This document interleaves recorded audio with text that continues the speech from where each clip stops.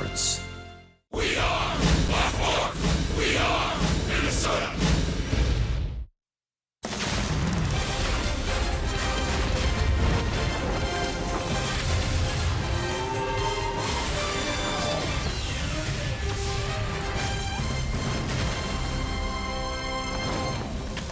Miguel Sano has some great memories of this ballpark. He played his first big league game here 2 seasons ago at Kauffman Stadium. Eddie Rosario brings a 9-game hitting streak with him. It's the 4th longest streak going right now in the big leagues. Kenny Vargas has made 3 starts this season. He has 4 hits in those games, including a home run. All of those hitters are hoping to provide support for Kyle Gibson, who's making an important, even critical start here tonight after struggling through his first 4 starts of the season. The Twins won 2 of 3 in Texas against the Rangers, and they're hoping to win this series as well as they start the first of 3 against the Royals in Kansas City. Twins baseball on Fox Sports North is presented by State Farm.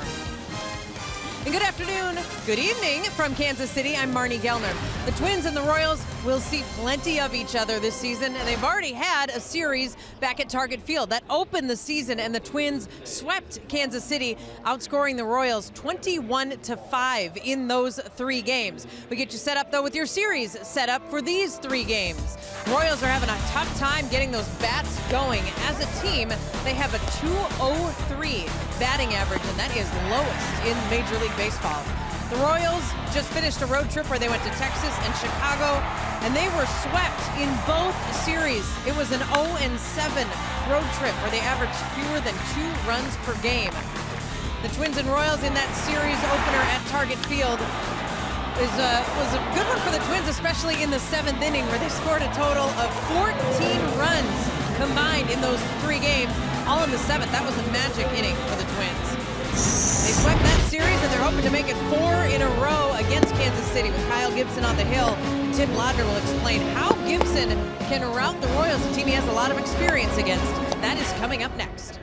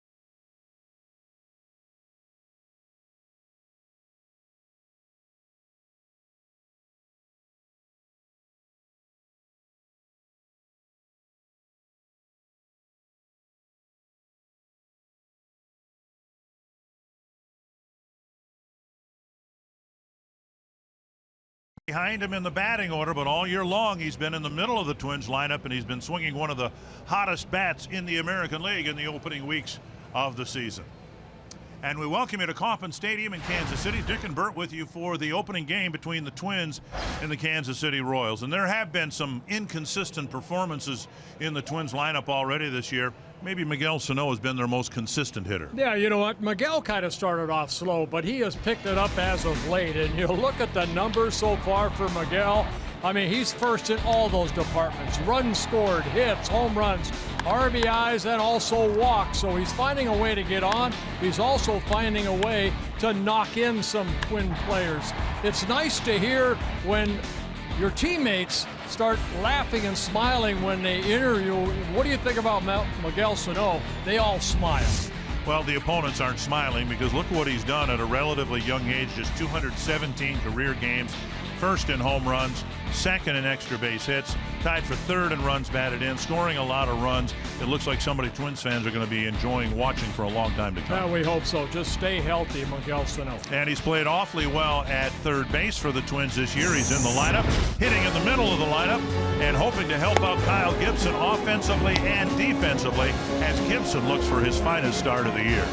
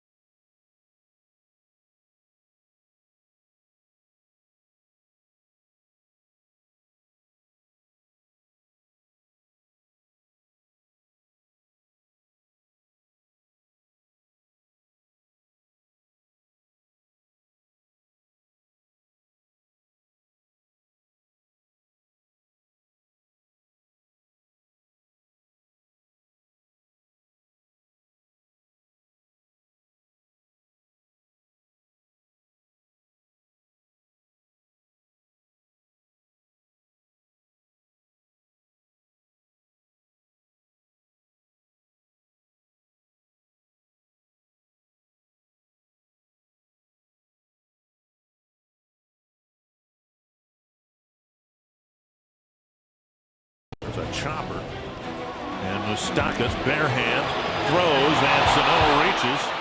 His first big league hit is an infield hit. Fast forward 217 games, and he's flooded the league with his talent, owning the 60 feet 6 inches between rubber and result. But he's in the lineup because of his power. My goodness. That was a blast. We watch, we stare, and we talk. When Sano hit the ball out of the park, it sounds really loud. Oh my God. He's stupid strong. One of the biggest dudes ever. The strongest hitters I've seen so far. The fun, the flair, the future. Sano, bare hands, rifles his throw, got him. Wow. My goodness, what a play by Miguel Sano. This is where the Sano show started. Now you've got front row seats to see what he does next. And he will hit in the first inning in the first game between the Twins and the Royals. A 3-game series getting underway here. And the Twins hope to continue what they did to the Royals in the opening series of the year at Target Field. Paul Molitor's team got off to a 4-0 start. And the Menards batting order for the Twins has Brian Dozier leading off, Max Kepler hitting second, then Miguel Sano, Joe Mauer, Robbie Grossman, Jason Castro, Jorge Polanco, Eddie Rosario, and Byron Buxton.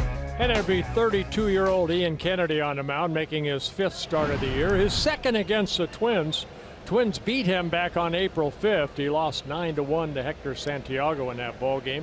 A little bit on the wild side that day, walked 5, usually very, very good at not allowing a lot of base on balls. And Dozier takes outside, ball 1. Kennedy has been pitching extremely well. He just has nothing to show for it because of the lack of the offense by the Royals. On the ground, hit right to the shortstop. Cedes Escobar across, 1 away. Yeah, no one's been victimized by the poor lineup for the Royals this year more than Kennedy. He's been on the mound for 26 innings, and he's been given 2 runs of support. Kansas City defense very solid, though. Gordon in left, Kane in center, and Bonifacio in right field. Jorge Bonifacio, brought to you by Northland Ford, and you saw the lineup for the infield. Whit Merrifield, the only different player at second base, and Perez behind the plate. Kepler takes ball 1. Well, you look at Kennedy, yeah, no run support. So will you tell yourself, I have to go out and pitch shutout baseball and hope for a tie? That's all you can do. You give up a run or 2, you may lose. And that's what's happened to the Royals. They've pitched awfully well, but have lost a lot of low-scoring ball games. We showed you in the pregame show how their start in terms of wins and losses has kind of, well, it's identical to what the Twins were after 21 games last year. Strike over the inside corner, 1-2. Breaking ball right there. Kennedy with a good fastball in the low 90s. Very good slow slurve type curveball that last pitch. He'll throw a little cutter in on lefties, and then a very good changeup. Basically a fly ball pitcher over a ground ball pitcher. Head high, and the count is 2-2. Kennedy in his 2nd season with the Royals after signing a 5-year contract with the Royals, worth about $70 million back in January of 2016. And Kepler strikes out for out number 2. And that'll bring up Miguel Sano. Time now for our State Farm combination. And Sano with some pretty heady company in terms of leading his team in runs, hits, home runs, RBIs, and walks.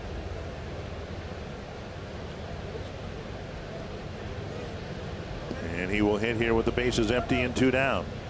18 walks for Sano, leading the American League in that category. Goes up after a 93-mile-per-hour fastball, swing and a miss. He has had trouble with Kennedy in his at-bats, 0 for 9 so far.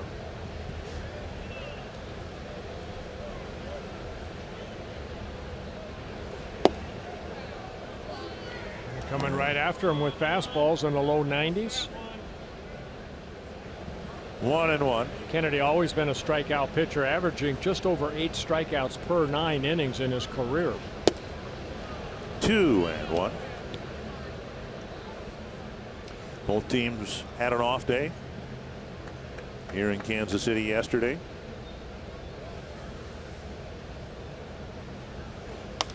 Lifted foul and out of play. The Twins, as we begin play here tonight, smack dab in the middle of the American League in terms of runs scored. 7 teams better, 7 teams worse.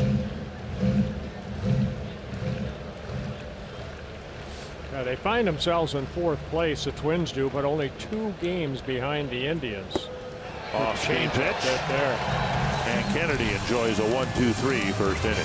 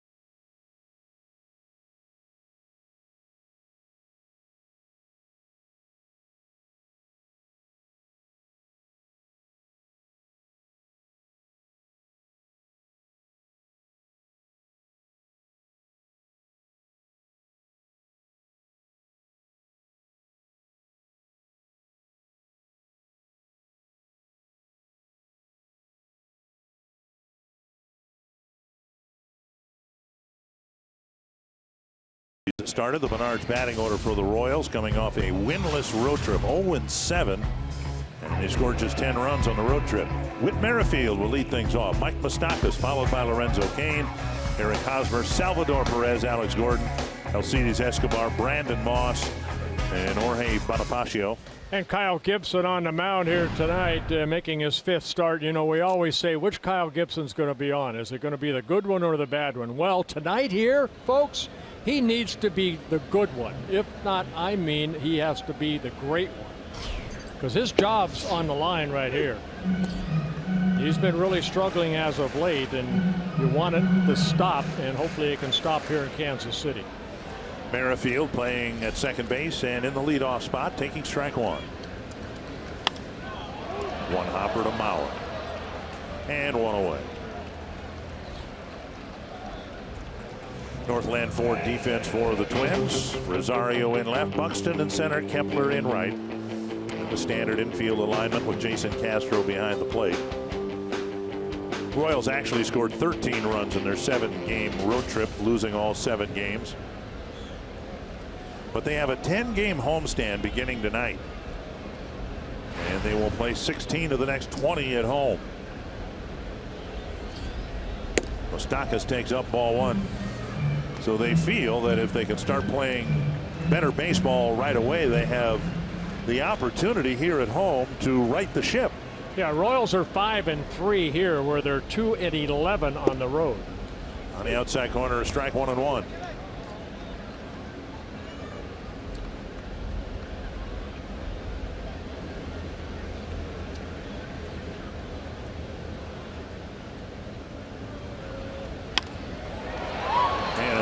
Nifty pickup by Polanco on a one-hop smash, 2 down. 2 away quickly here in the first inning. Let's find Marty Gelder. Guys, in our car scoop from the clubhouse, tonight's lineup is as close to a go-to lineup as the Twins have, and Paul Molitor said he really likes the balance of this particular batting order. Eddie Rosario has a 9-game hitting streak, and big reason is that he's not expanding the zone the way he has in the past. And Paul Molitor said, really, that's made all the difference for Rosario. Buddy Boshiers is back in the bullpen now that Hector Santiago has been moved to the bereavement list after his grandmother's death. And Molitor said that he likes having an additional left-hander out in the bullpen because of the way Kansas City spaces out left-handed hitters in its lineup, guys. Well, thank you, Marty. Yeah, you look at the lineup, and it's pretty much right, left, right, left, right, left all the way through. Swing and a miss by Cain, and it's 1-1. You saw the numbers in the Kansas City batting order, the batting averages, and you can't blame Moustakas or Cain for the inert lineup that the Royals have put on the field in the opening weeks of the season. Now 2-1. Look at the Coors cold hard facts. A team batting average of .203. We were talking about the Texas low team batting average, and the Royals are that much worse. 2-1 to Lorenzo Cain. And a strike 2-2. Well, here in Kansas City, they're saying, yes, they've off to a poor start, but it's only 20 games in, so, or 21 games. That's a big year for the Royals. They have a lot of guys that couldn't be free agents at the end of the year. This is one of them.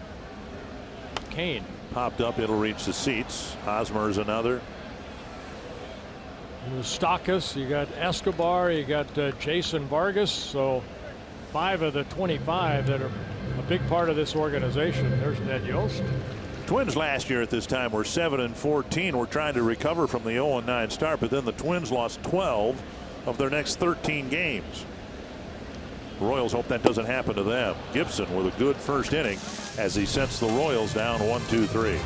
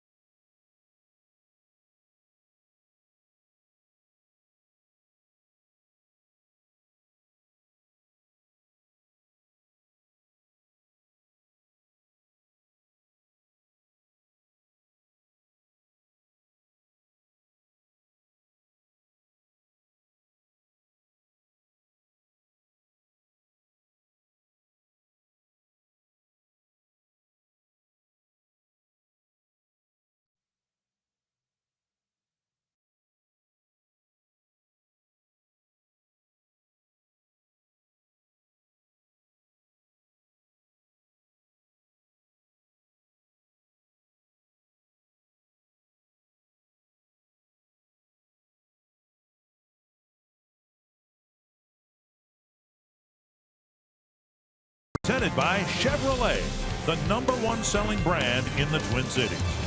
And by State Farm. Combine home and auto and see how much money you can save. Kyle Gibson got a couple of ground balls and a strikeout as he breezed through the first inning. Hoping for some early run support. That hasn't been a problem for Gibson. He's had leads to work with, just hasn't been able to hold on to them. Here's Mauer to start the Twins second. And ball one.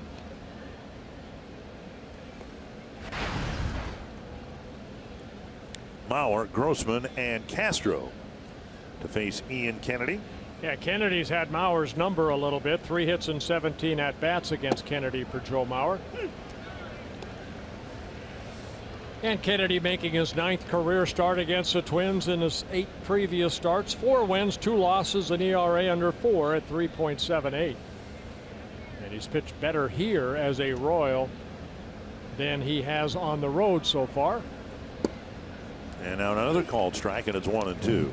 It's not just Kennedy. The Royals rotation has been outstanding. They've got a 1.91 earned run average. The starting rotation does for the Royals, the best in the major leagues. 1-2 to Mauer. Lifted foul, out of play. And they've done well at home. As you look at the ERA, 1.95.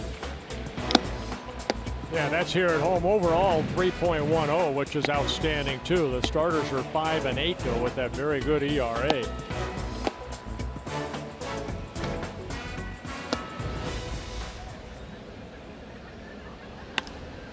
Lifted to left. Gordon over. 1 down. And that'll bring up Robbie Grossman. I wonder over the last couple 3-4 years with the shifts put on, how many fly balls Joe Mauer's hit to Gordon. It seems like every other at bat ends up with an F7. Fly ball, right. 1 down, and here's Grossman back in the DH spot for the Twins.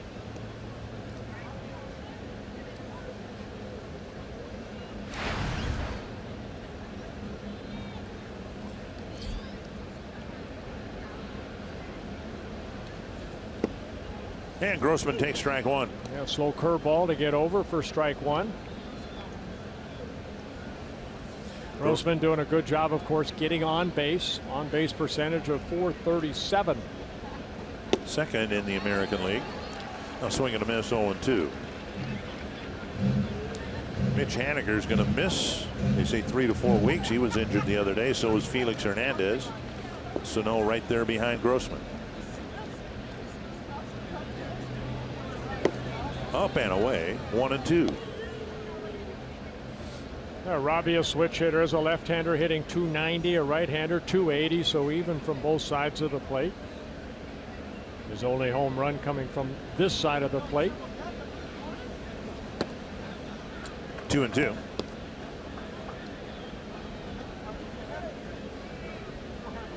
See, Grossman's actually hit a little bit better from his weaker side, the left side of the plate.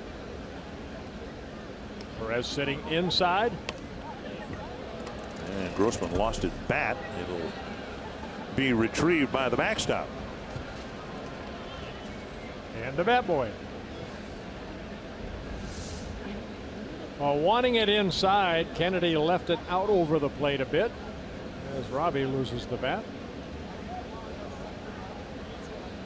Get a little more pine tar. Love that stuff.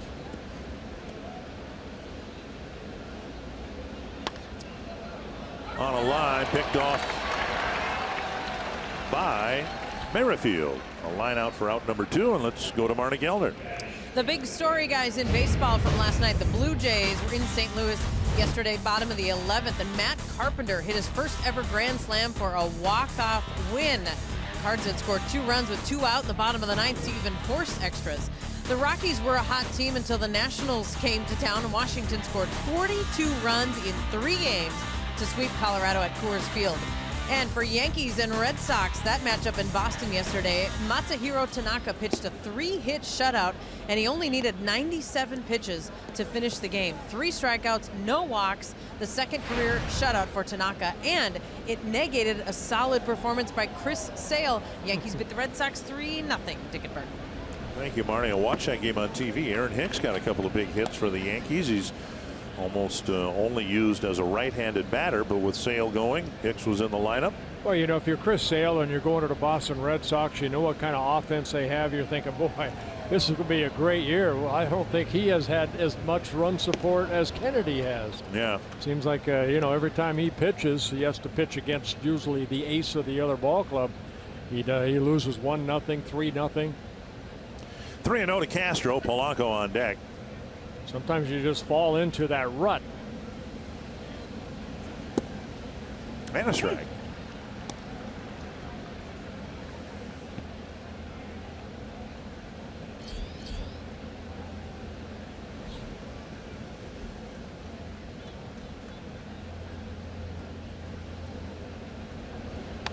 And now 3-2, and Castro lost his bat.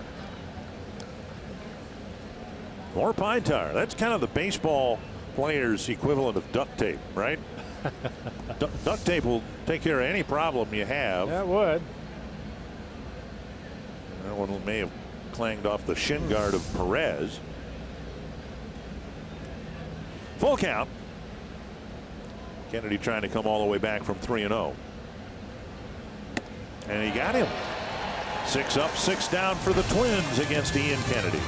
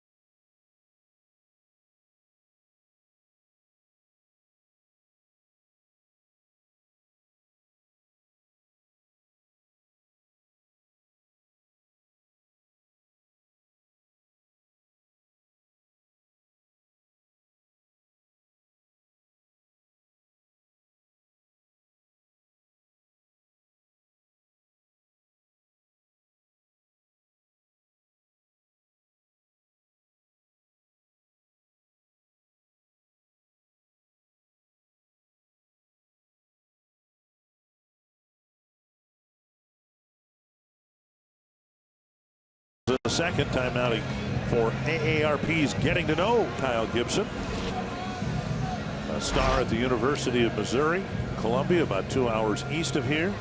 Twins drafted him in the first round, 22nd overall. 5 career wins against the Royals, including his first major league win. Yeah, the only other team he's had 5 wins against is Chicago White Sox, so he's had some success against the Royals. Won his first major league game against the Kansas City Royals in Minnesota back in 2013. Hosmer swings at a high fastball. Starting with Hosmer, the Royals send up a series of hitters who are off to very disappointing starts. Hosmer is a better hitter than his .220 average would indicate. Perez hitting just .233, and then some sub .200 batting averages. Fouled away, 2 strikes. I saw Castro sit inside right there. The ball left up and away, so you got to hit that catcher's glove. But so far, so good for Kyle Gibson. I sense that he knows the urgency of having a good start, and he needs to stay aggressive with that fastball, then the slider like he struck out Kane with. Now ahead in the count. Chopper up the line, foul.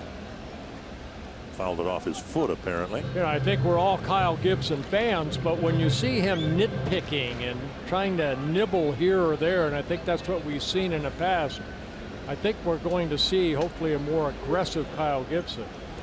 Well, another way to put it, you know, I'm always hearing pitchers talk about it, pitching coaches talk about it. You know, pitcher doesn't want to get beaten with his second and third pitch, but that's exactly what seems to be happening to Kyle a lot. On a fastball up in the zone. Just like that.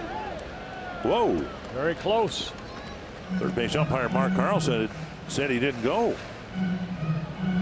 Looked like the wrist broke on that one. Let's take a look. Well, close. Yep.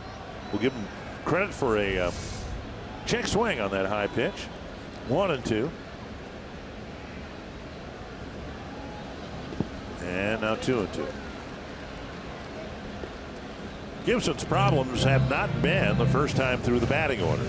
It's been the second and the few times he's had the opportunity, the third time through the batting order. Yeah, he's yet to give up a run in the first inning, only a couple in the second, but then 7 in the third, 5 in the fourth. But so far so good. Good take right there by Hosmer on a pretty good breaking ball. Hosmer does have a very good eye at the plate. It was 0-2, now it's 3-2. Perez on deck.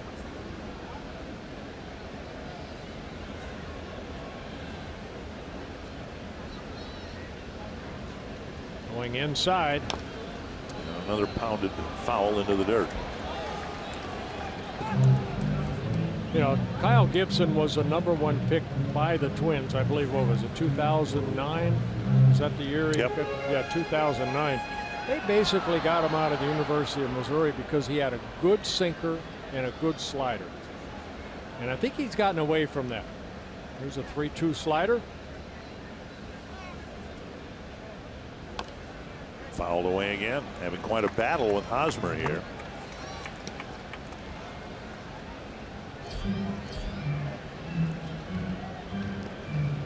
Royals have scored 2 runs or less in 9 of their last 10 games.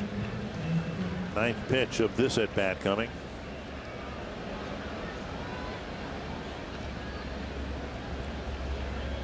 And he missed inside. Had him 0-2 and lost him. And the leadoff man is out. Well, good at bat by Hosmer. Fouled off some pretty good pitches, and again, good eye at the plate. Seen his previous 7 starts, great success against the Royals, but they've had his number lately. Yeah, you know what? That's why I say I think Kyle has to stay a little more aggressive, and hopefully he will here tonight. Kyle's always pitched pretty well here at Kauffman Stadium. In 5 starts, he's 2-2 with a 2.88 earned run average. Salvador Perez, the batter for Kansas City. Missing inside. Gibson, as you may know, had a great spring training, and it looked like he was off to a great start in his first start against Kansas City. 4 shutout innings, and then Perez hit a home run against him in the 5th. And Moustakas hit a home run against him in the 6th, and pretty soon after that he was out of the game. Well, Twins won that game 5-3. That's the bottom line, but Gibson since that time has really struggled. There's his numbers here at Kauffman Stadium. And Salvador Perez has had some trouble against Gibson. Just 4 hits and 27 at bats, a 148 batting average. So see if he can get a ground ball right here. Gibson falls behind 2-0. Off the end of the bat, foul. I meant a little harder ground ball, like to a shortstop.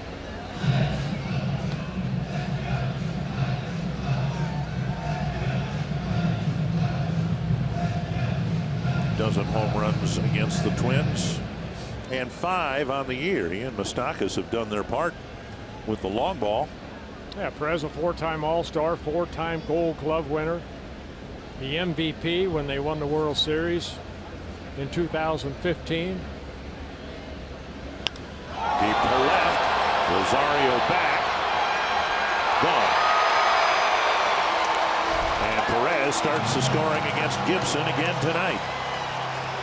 Well, location, location, location, kind of like when you want to buy a good house. Well, fastball that's right down the heart of the plate into the swing of Perez gives the Royals a 2-0 lead. You're not going to get too many ground ball outs when you get that ball up in the zone like that. Even though it's 93 miles an hour, Perez hits his 6th home run. 2-0 Kansas City, and now Alex Gordon. And a strike.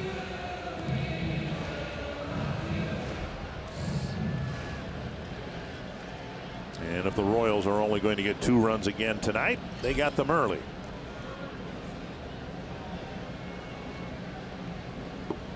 Oh, 0-2. Good changeup right there with some movement. And now with 2 strikes to no, swings to the right side of the infield. Yeah, that home run allowed by Gibson, that's his 6th home run he's allowed. For a sinker slider, that's too many.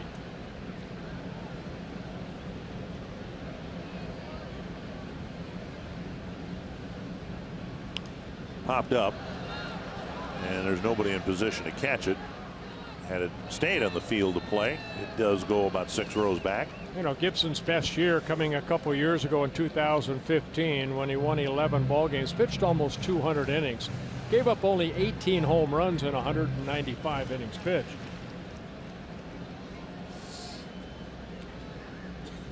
Gibson had Hosmer 0-2 and then ended up walking him to start the inning. Now it's 0-2 to Gordon.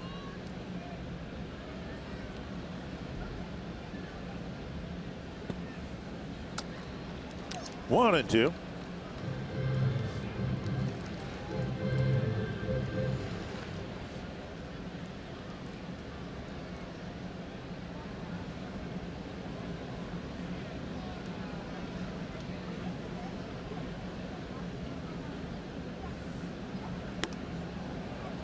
Two and two. And another reason Gibson has been hit around, too many pitches in a short amount of time. Opponents are hitting well, about 360 off of him when they get 2 strikes on him, so he's unable to put that hitter away. Changeup missing there. And now a full count to Gordon.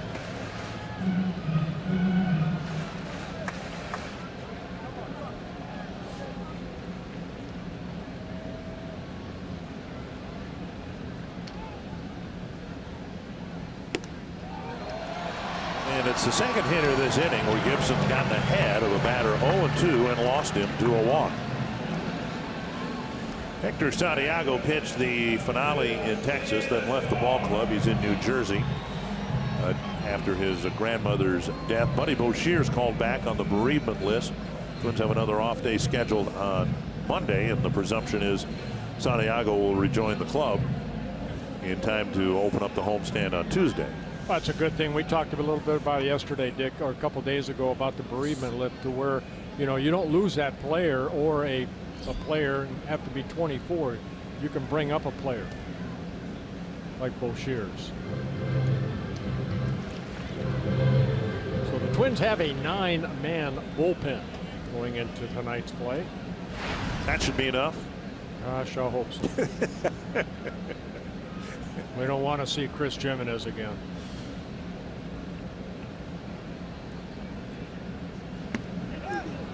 Offered at strike 1 to Escobar. Escobar has great numbers against Kyle Gibson. 12 hits and 34 at bats, a .353 batting average.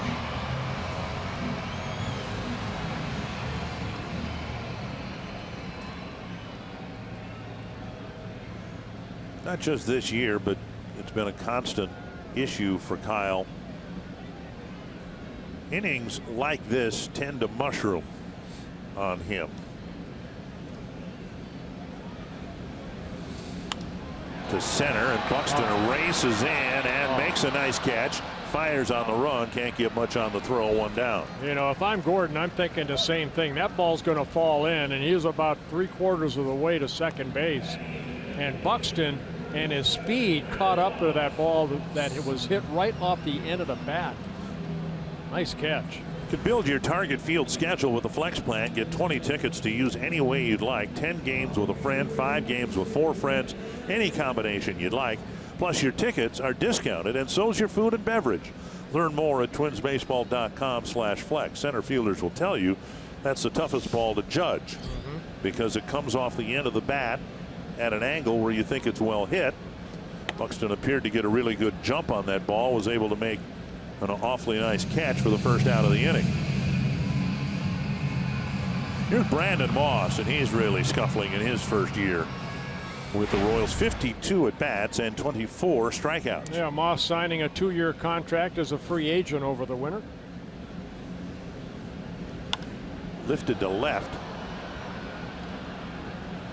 And Rosario trying to find it in the twilight, makes the catch 2 away. And that'll bring up Jorge Bonifacio. Bonifacio called up a few days ago. The Royals sent down Paulo Orlando and Raul Mondesi Jr., who were with the team out of spring training. Orlando really struggled. Mondesi a little overmatched, I think, at this point. Had a tough time doing anything other than bunting.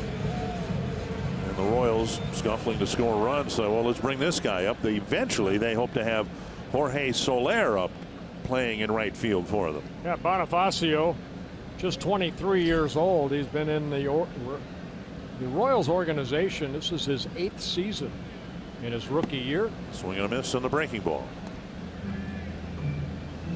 Soler coming over from the Cubs in the Wade Davis deal, and he's had some health issues, hasn't played for them yet. 25 pitches this inning for Gibson.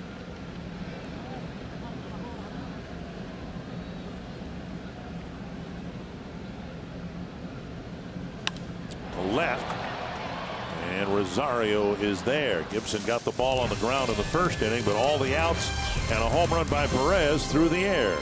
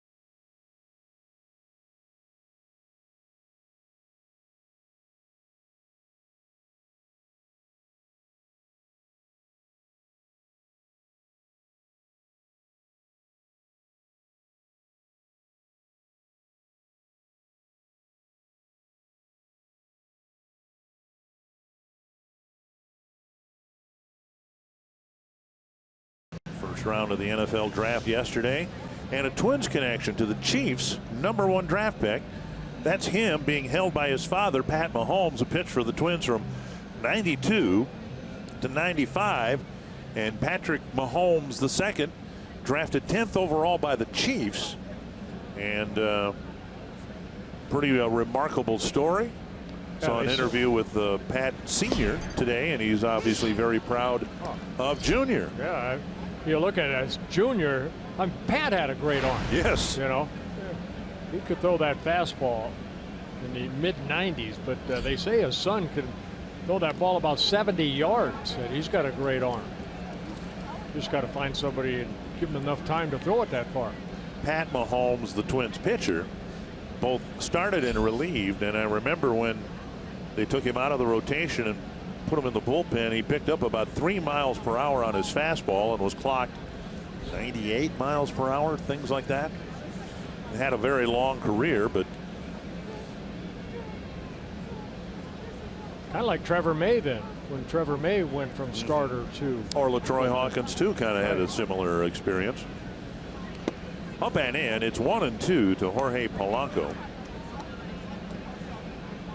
Polanco's emerged so far this year as one of the toughest guys in the league to strike out. One strikeout every 10 at bats, which puts him among the league leaders, believe it or not. And that's one of the reasons why, from the second strike to the third strike, even when they occur, there seem to be a few pitches. And that's nice to see. Somebody that wants to just put the ball in play. Try to cut down that swing a little bit. Make good contact. Make the defense get you out. In the league rankings, 5th toughest hitter to strike out. I asked Paul Molitor about that today, and he said, well, Polanco goes up there and what you said, he waits just a split second longer, isn't overly eager to pull the ball, just wants to make contact.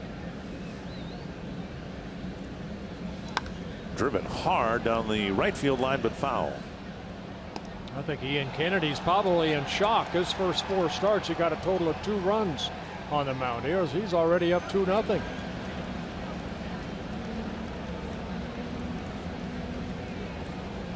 Two and 2 to Polanco leading off the third, then Rosario and Buxton.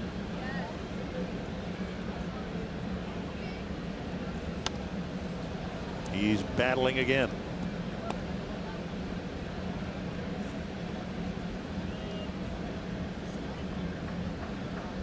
And Polanco has matched his 8 strikeouts with 8 walks. Continuing to have good at bats. He didn't get many hits in the Texas series, but Paul Molitor said he battled, hit the ball hard, didn't get much to show for it. And he fought off a tough pitch there to keep the at bat alive.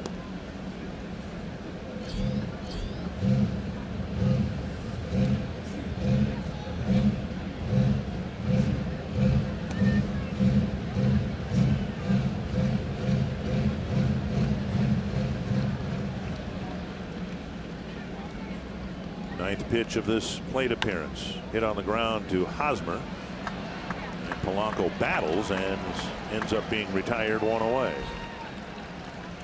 We'll bring up Eddie Rosario, who got at least 1 a game in Texas, and now a 9-game hitting streak. Yeah, good to see Eddie Rosario, and Paul Molitor saying that, you know, he kind of staying off that pitch that's a little bit too far out of the strike zone, getting better wood on the ball. So good to see Eddie with that 9-game hitting streak. And he's already 1 for 1 today. Official scoring change gave him a hit on a play that also included an error in Texas. So he's 1 for 1, even though he hasn't swung the bat yet today. 0-1.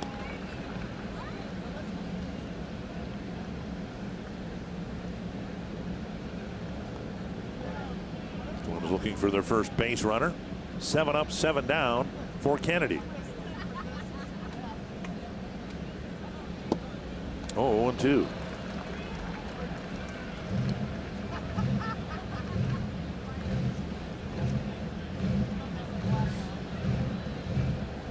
Rosario 5 for 10 against Ian Kennedy over their meetings.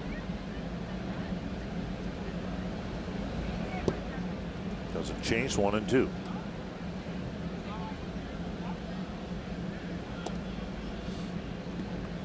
Even Rosario's cut down his strikeouts. 73 at bats and a dozen strikeouts.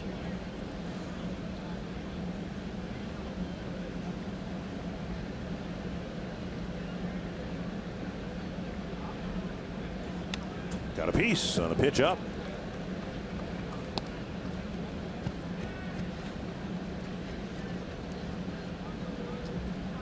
And Rosario's career coming into the year, 788 at bats, 209 strikeouts. That's more than 1 strikeout per 4 at bats. Popped up right field. Bonifacio with the catch. Royals have only committed 5 errors this year. 2 away, and let's go to Marty Gellner. Guys, Byron Buxton comes to the plate now, and he had such a productive series in Texas with 3 hits, 5 walks, and even some pretty hard-hit outs. And Buxton today said that he's letting the ball get deeper at the plate and that it was tough to even get to that point because when he was struggling, he wanted to get a hit so hard he was getting jumpy in the batter's box. He couldn't relax. He couldn't let the ball or the game just come to him. But now he said everything feels different. Confidence, the rhythm, all of it, and that the outcome is finally started to show. And he acknowledged, Dick and Bird, he's got a long way to go, but said it just feels so much better right now. Thank you, Marty. Thank you, Marty. You know, the confidence part is, I think, the biggest thing. When you struggle, you try to do too much, and then you end up hurting yourself. And finally, maybe he took a deep breath and just, you know, said to heck with it. I'm going to just try to hit everything back up the middle. I think we saw that in Texas. 2-1 to Buxton. And he took some good at-bats, too. I mean, 5 walks in the 3-game series for a guy that was really struggling is another good sign. Perez jumping down and away. He has reached in 10 of his last 18 plate appearances with the hits and the walks, and now it's 2-2.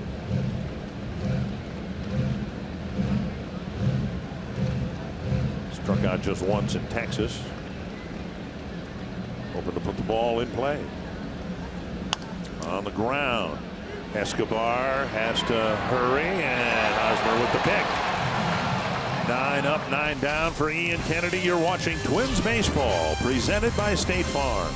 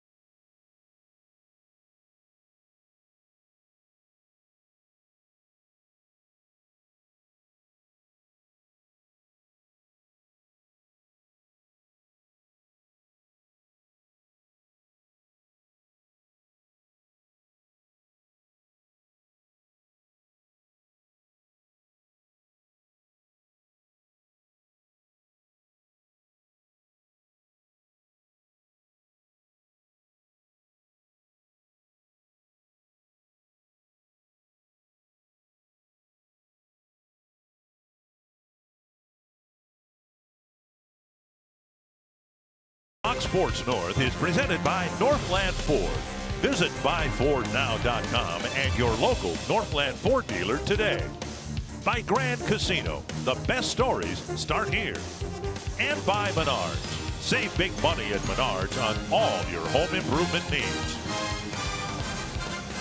Cloudy, dark day, no rain today in Kansas City. I guess there was some this morning, but we expect to have uninterrupted baseball tonight. And tomorrow night and Sunday, we're not so sure. Up and in, ball 1 to Whit Merrifield. It's a big night tonight. It's Rusty Kuntz bobblehead night. They have a bobblehead giveaway of the former Twin, Royals first base coach, swing and a miss. And I read where the bobbleheads have real human hair. Not Rusty's, but real hair. That's icky, isn't it? Yeah, very. I'd rather have. Did you get one? I didn't get one. There's a strike. 1-2. Merrifield hit a ground ball to Mauer his first time up. Yeah, Merrifield in his second season with the Royals last year hit .283 in 81 ball games. Getting called up. Started in AAA. And a base hit to left. And Merrifield's aboard. Actually hit the ball pretty hard his first time up to Mauer, 1 down. Twins fans, join us for Kids in the City Tuesday, May 2nd. We're celebrating members of the Boys and Girls Clubs of the Twin Cities and our Fox Sports North All-Stars, including 18-year-old Lindsay. Your ticket includes a pregame party at Fulton Brewery and a ticket to the Twins against the A's. Tickets on sale now at boysandgirls.org/kidsinthecity. Here's Mike Moustakas, hit a ground ball his first time up. Tied for the American League lead with 7 home runs. Castro with a nice block, ball 1.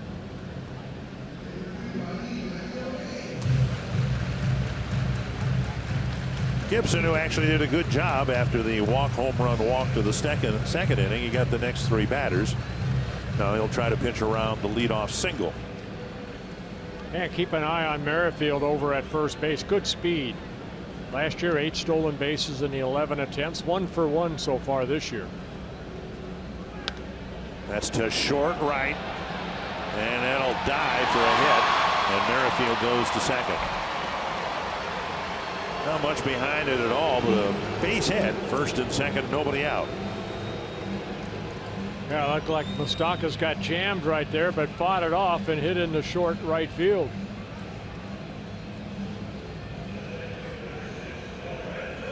Good deke by Brian Dozier right there on Merrifield, because he was caught in between. He didn't know which way to go.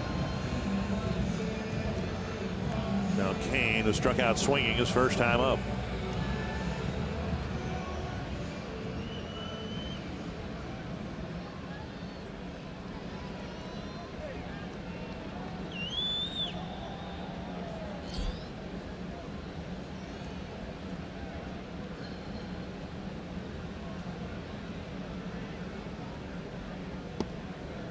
Down and away, ball 1, a breaking ball.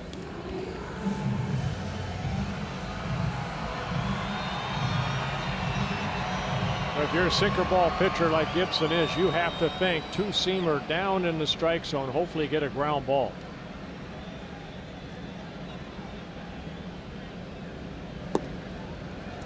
Like that, but you have to throw it over the plate.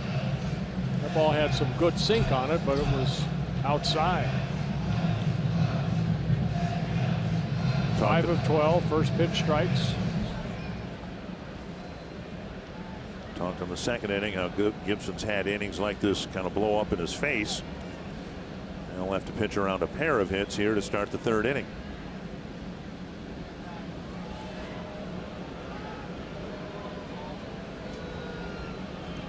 Gibson making his 103rd major league start and 48 Twin wins when he starts. He's got an ERA at 2.18. In 54 Twins losses, ERA at 7.6. That's why we always talk about the good and the bad of Kyle Gibson.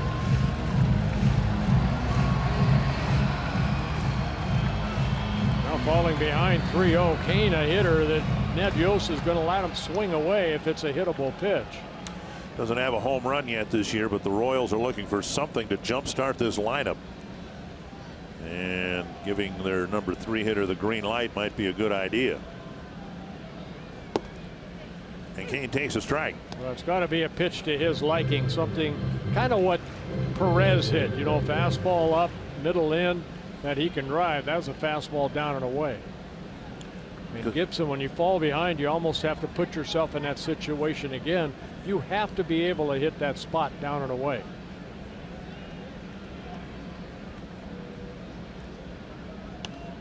Breaking ball left right over the middle of the plate. Kane fouled it back.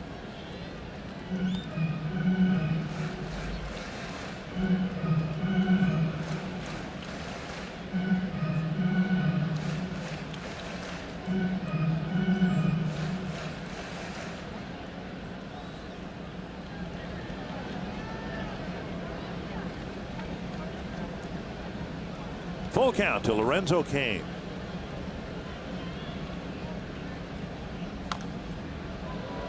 Bounce foul.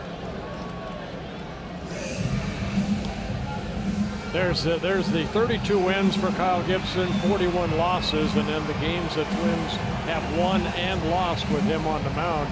You can see the earned run average. You know, I looked it up. Most of the guys, if you lose, you know, the 41 games, usually your ERA is like in the 5s, but his is in the 7s. The difference is in the 5s. Right. Double play grounder. There you go. 1 and 2. And Kane gets into a potentially huge double play grounder. There's that pitch I was talking about. You have to trust that fastball down and away, and hopefully somebody beats it into the ground, exactly what Kane did. So a double play turn behind Gibson, his 3rd double play of the season. Hardest pitch to hit, fastball down and away. And Kane beat it into the ground. And a nice turn of the double play by the middle infielders. For somebody who needs to come off the mound feeling good about something, if he can get Hosmer, this 3rd inning would be something to feel really good about. A couple of base hits, and he fell behind Kane 3-0 and came back to get a double play grounder.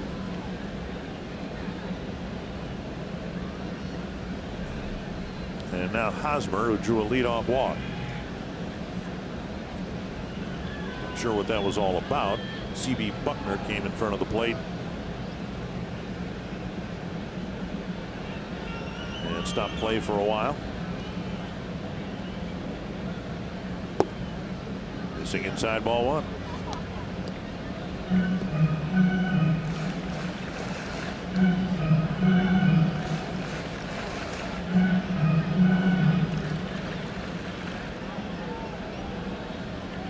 One and 0.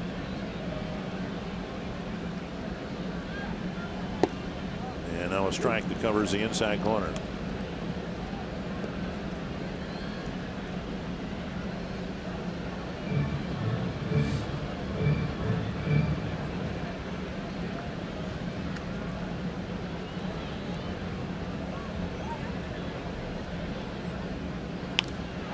That's to center, and Buxton can't get there. It's a base hit. And the Royals with 3 singles get at least 1 more here in the 3rd. Another pitch up right there, and Hosmer fought it off, as Moustakas did. And Hosmer picks up an RBI, his 6th of the year.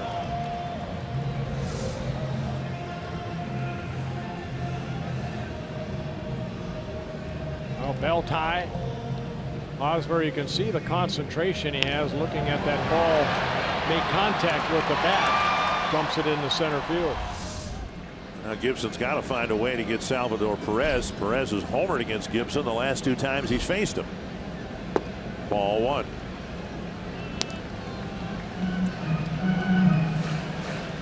Falling behind everybody doesn't help either.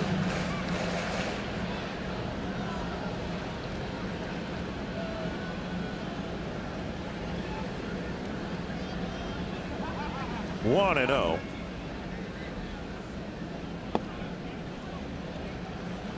A 1-2-3 first, 6 batters and a couple of runs in the 2nd. And now the 5th batter will hit here in the 3rd. 55 pitches for Gibson, 33 strikes. Couple walks last inning, 1 strikeout. Deep to left. Foul. And Perez nearly hit his 3rd straight home run against Kyle Gibson. Wow, this in Minnesota. Gibson giving him a low fastball that he hit in the 2nd deck. And the first at bat tonight after walking Hosmer. A 2-run home run. And he almost hit another 2-run home run. But to your point, it was a 2-0 pitch, and Perez feeling pretty good about hitting against Gibson anyway. Just teed off and just pulled it just a little bit foul. You see Perez right on top of the plate. His hands are almost on the inner part of the strike zone. High slider, called a strike. 2-2.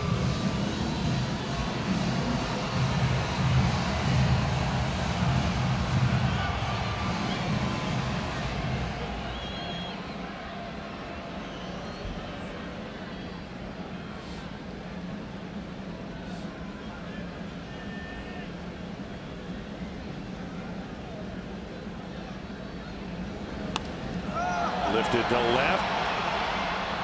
And Rosario puts it away.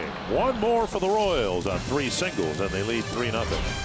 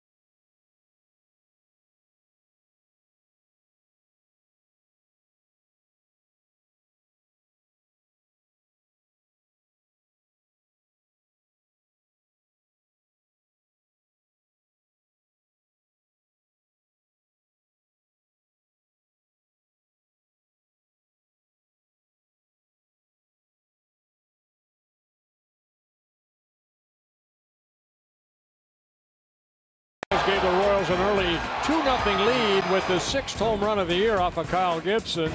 Made it a 2-0 ball game. And then Hosmer with 2 outs. Scores Merrifield. And so far, 3 up, 3 down, 3 times that for Ian Kennedy. 3 strikeouts for Kennedy. Brian Dozier will lead off the 4th. Kennedy has already been given more run support tonight than he has in his 4 prior starts. Hosmer with an RBI single. Perez with the home run. It'll be Dozier, Kepler, and Sano in the Twins' 4th.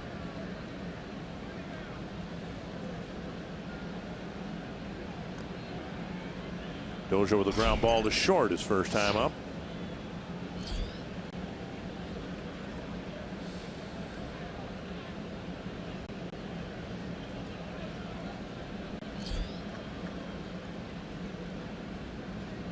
Half swing, but a strike.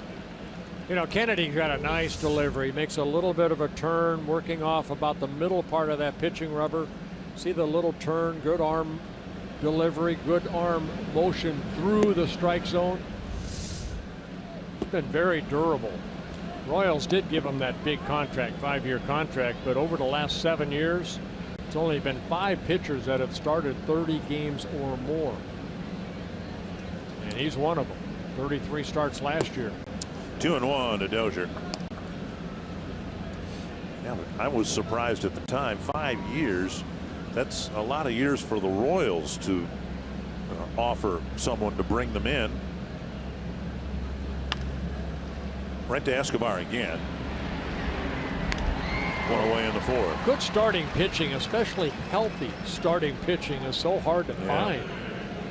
Again, here's Kennedy, you know, since last 7 years, not including this one yet, he's started at least 30 starts. There's only 4 other guys who have done that: James Shields, Max Scherzer, John Lester, and Cole Hamels. Twins face Hamels on Wednesday in Texas. Here's Kepler. Outside, ball 1. Kepler struck out swinging his first time up. Kepler doing very well against right-handed pitchers this year, coming into the game with a .320 mark against righties.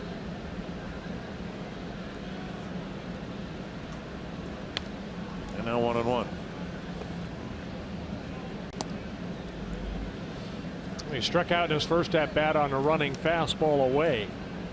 One of 3 strikeouts Kennedy has.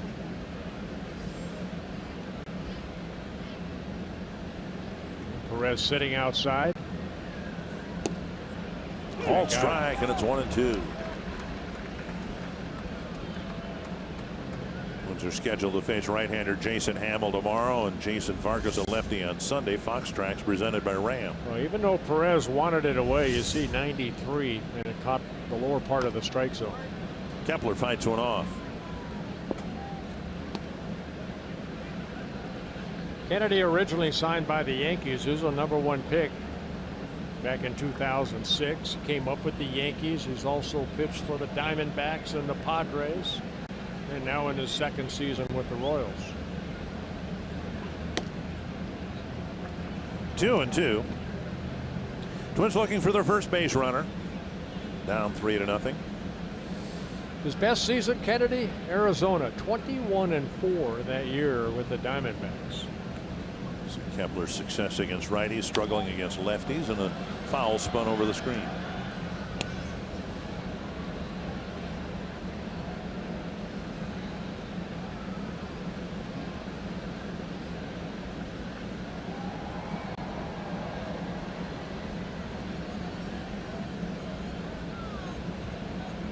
Breaking ball, outer half of the plate. Well, changeup. 3-2 with Sano on deck.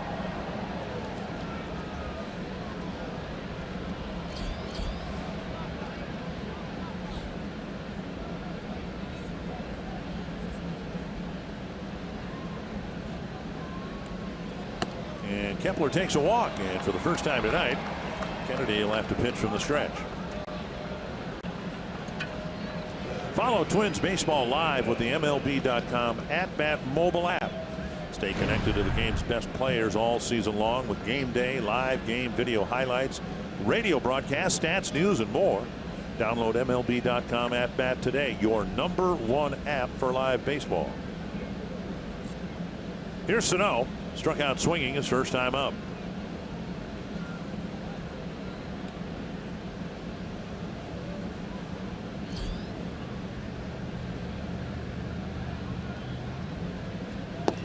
Off the plate, ball 1. Yes, Sano now 0 for 10 against Kennedy. He's due for a long ball right here. Hang him a breaking ball.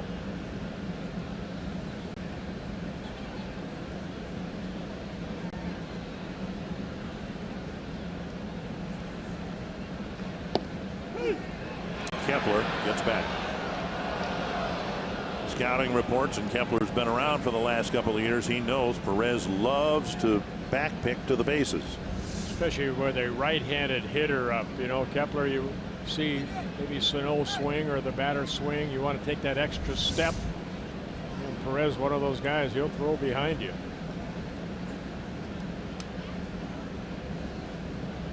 1-1 to Sano.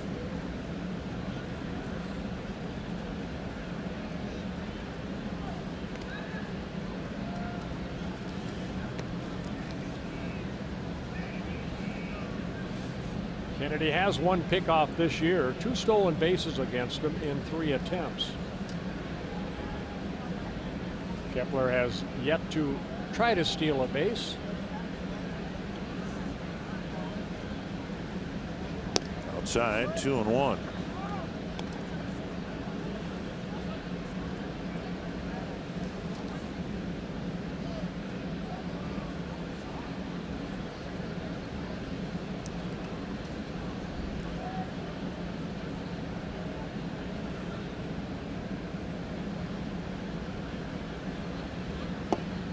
A strike called.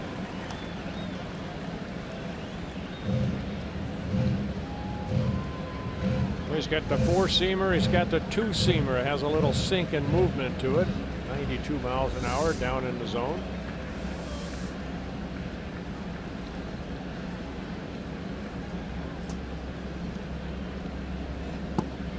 Little bit low. Full count with 1 away. See if Kepler takes off. The Twins stole 4 bases against the Kansas City pitchers and Perez in the series at Target Field right at the knees. That pitcher's pitch, not called. Twins were 4 for 4 in stolen bases. Dozier stole 3 of them. Rosario the other. Kepler stays put, and the ball flipped foul. The Twins, of course, took a whole bunch of walks against the Royals in the 3-game sweep, and they've continued drawing a lot of walks. Kepler's aboard with a walk. And Sano leading the league in walks and has a 3-2 count.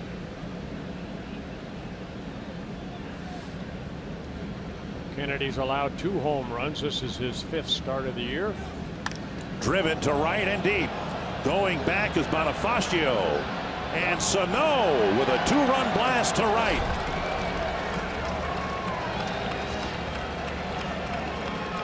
And it's a 3-2 ball game. Again, I think we see the strength of Miguel Sano taking that pitch the other way over the fence into the bullpen for the Royals.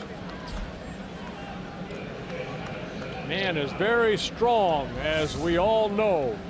Fastball away that kind of came back. And it's a 3-2 ball game. Sano hitting home run number 6. Now has driven in 18 runs. And now Mauer.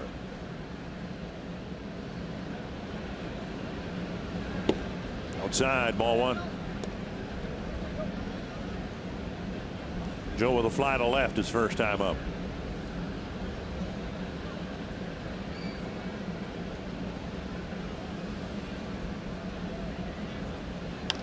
Tapper, right side, easy play from Merrifield. 2 down. Yeah, both starters not doing very well getting strike 1. Kennedy 5 of 13 and Gibson 5 of 14. Grossman hit a line drive picked off right before it hit the ground by Merrifield.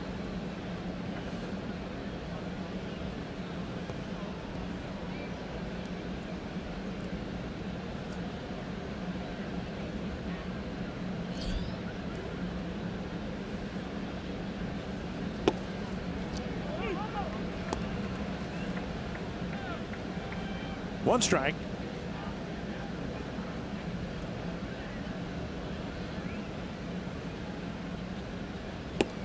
And now a ball.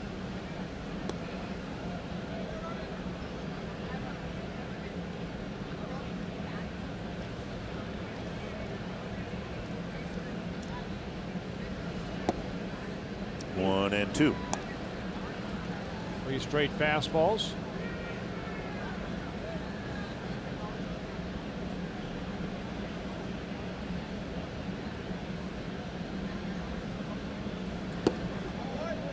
Two and 2.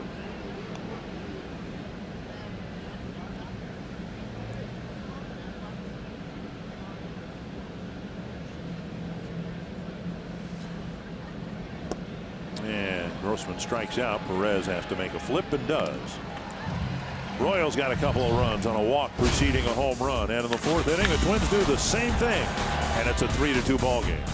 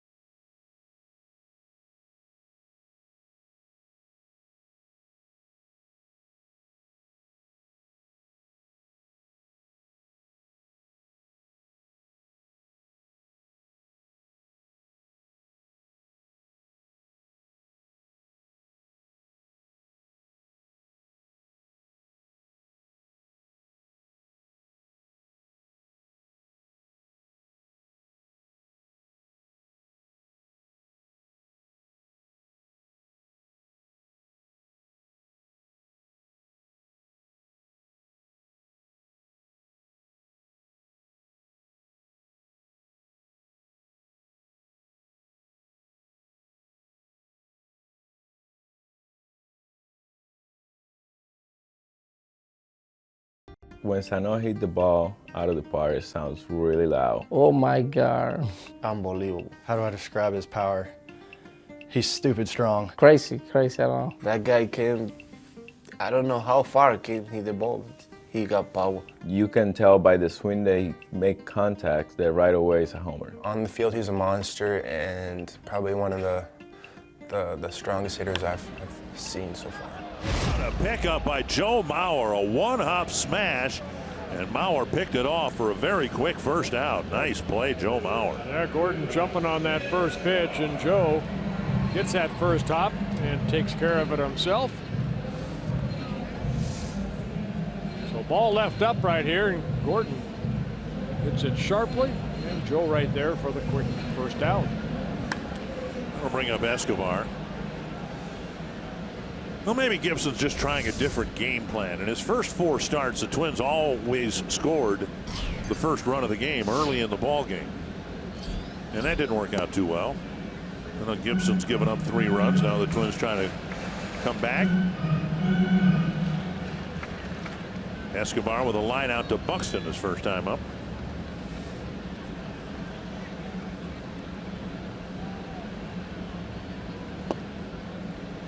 Two and 0, and he falls behind again.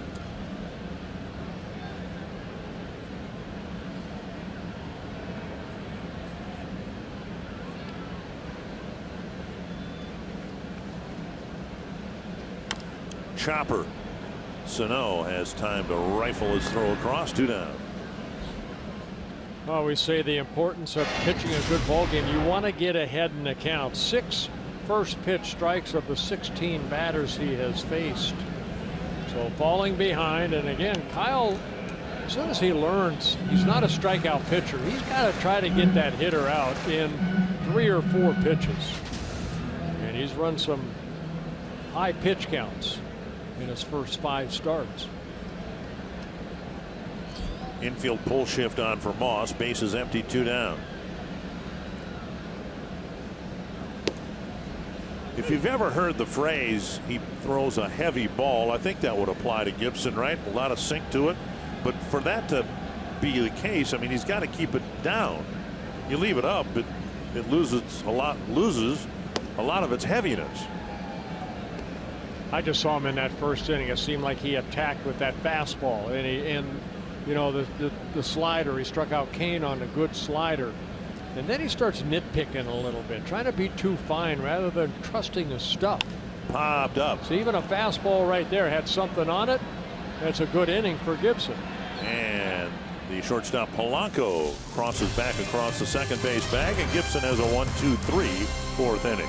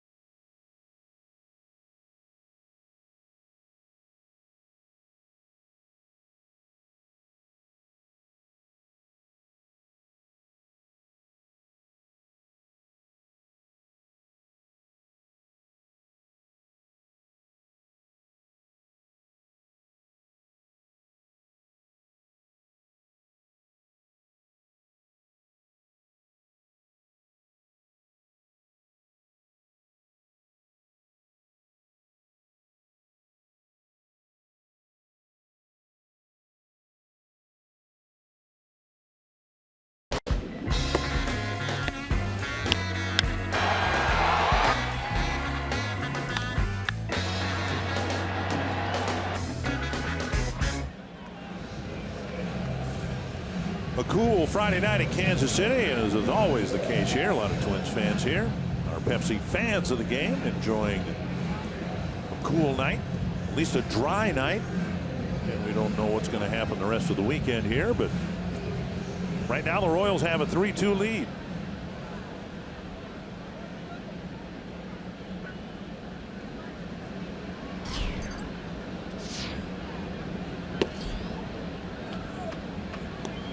In the 3-game sweep that the Twins handed the Royals at the start of the season, they took 23 walks in the 3 games.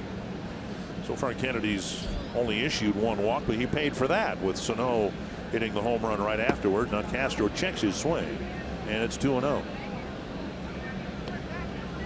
Castro went down swinging his first time up. He'll be followed here in the 5th by Jorge Polanco and Eddie Rosario. And his first start, he walked 5 in 5 innings back in early April. And over his career, about 3 walks per 9. A pitch up, fouled it straight back. 2-1.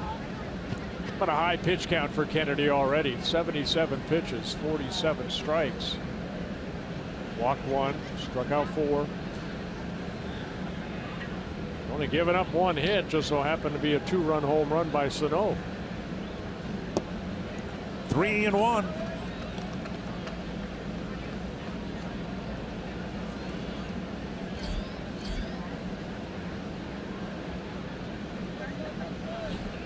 You see the 19 1/3, 26 last inning for Kennedy. Wow. Okay. Second walk. Leadoff walk. Remember that Kennedy thought he had, and a lot of us thought he had Sano struck out right a few pitches before the home run ball. Where was this pitch? Yeah, I don't know. Just outside. Okay. Castro is aboard, and that brings up Polanco. Had a long battle with Kennedy before grounding out to first.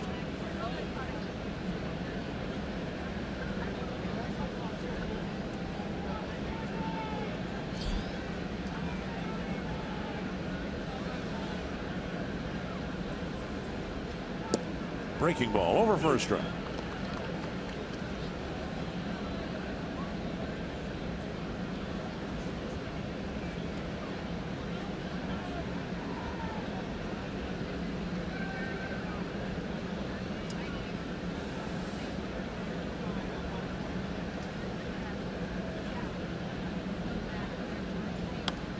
And now 2 strikes.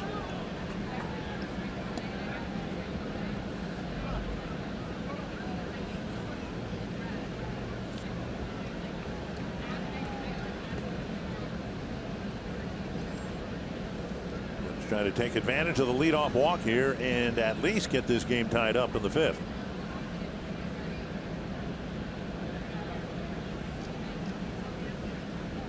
Two strikes to Polanco. Chip shot, short left, and Escobar calls for it. Polanco retired. Castro retreats, 1 down. Target Field has become the top choice for families throughout Twins territory. Celebrating all kinds of special occasions, you can schedule your special event in a fully catered Target Field suite available for groups of 16 to 150 plus. Learn more at twinsbaseball.com/groups or call 800-33-TWINS. Schedule your suite at Target Field. Here is Rosario. Fly to right his first time up.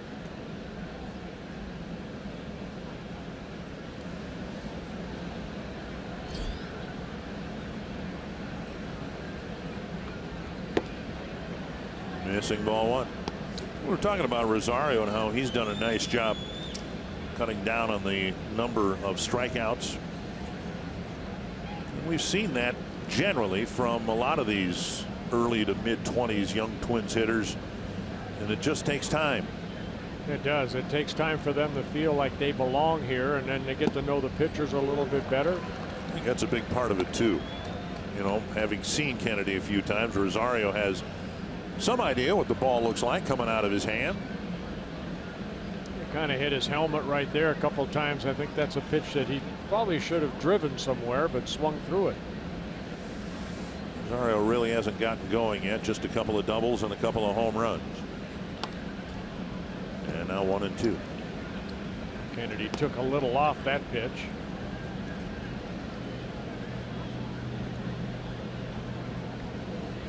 Kennedy making his 242nd major league start. He has only 2 complete games, 1 shutout. That came back in 2011 when he was with the Diamondbacks. That's what amazes me. 2 complete games and 241 starts. Oh, good pitch. Dropped the breaking ball over the inside corner, 2 down. That throws Rosario right there. It's the first called strikeout for Kennedy, and watch Rosario's reaction. Strikeout number 5 for Kennedy. And that'll bring up Buxton. Castro's still at first after his leadoff walk.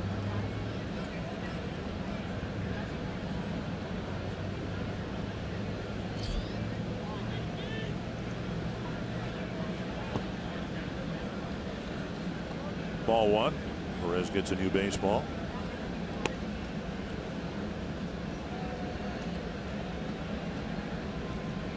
Buxton put the ball on the ground after strike 2 and was thrown out at first by Escobar.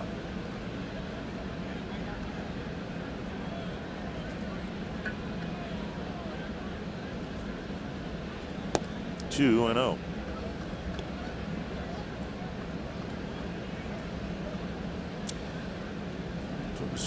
Knew they were going to have their hands full here against Kennedy. He's been stingy in the hit department. Came into the game with an opponent batting average of 169. Buxton takes a strike.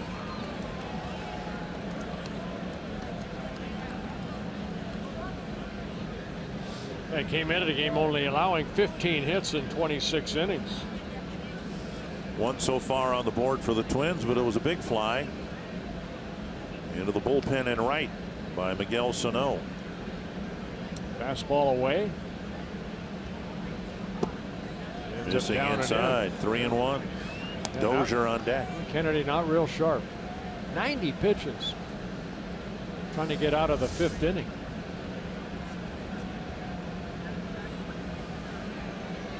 And Perez setting up outside, and the pitch near the inside corner caught kind of awkwardly by Perez. Buxton thought that was ball 4, and instead it's strike 2. And Hosmer will play behind Castro. 3-1 fastball.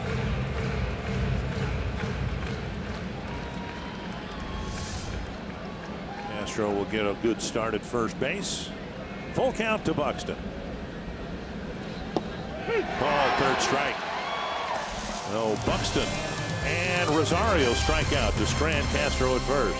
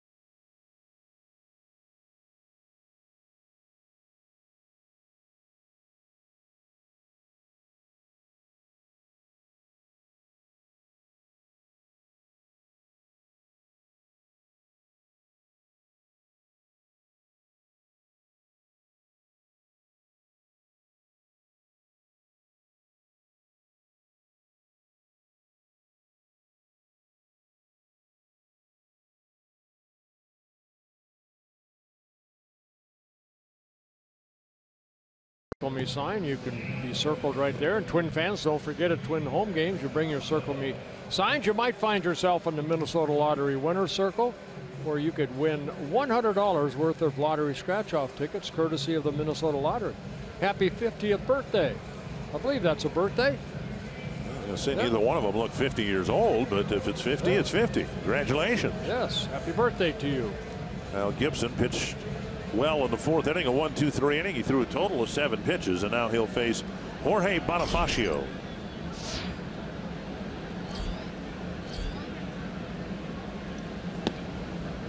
Down and away, ball 1. I was watching Bonifacio take batting practice, and boy, he had some good swings on fastballs, and I asked a little bit about him, and he said, well, he's a good fastball hitter, but you got to get him that breaking ball. Not a very good off-speed hitter.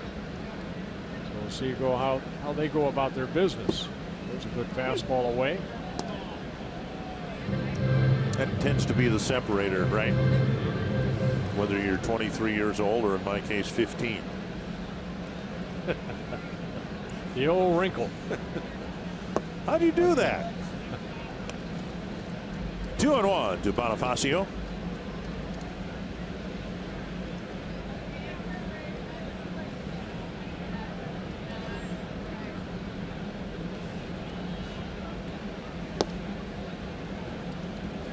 Slider just missing. Now you put yourself in a situation where you have to throw a good fastball hitter a fastball. 69 pitches for Gibson. 41 strikes.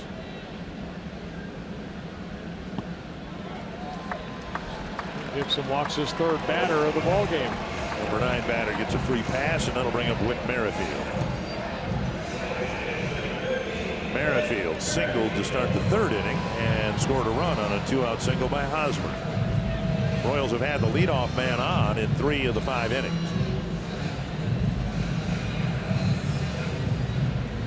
I thought Merrifield hit a pretty good sinker down and in his last at-bat. In his first at-bat, hit a fastball away that Joe made a nice play on. Yeah, he stung the ball hard twice.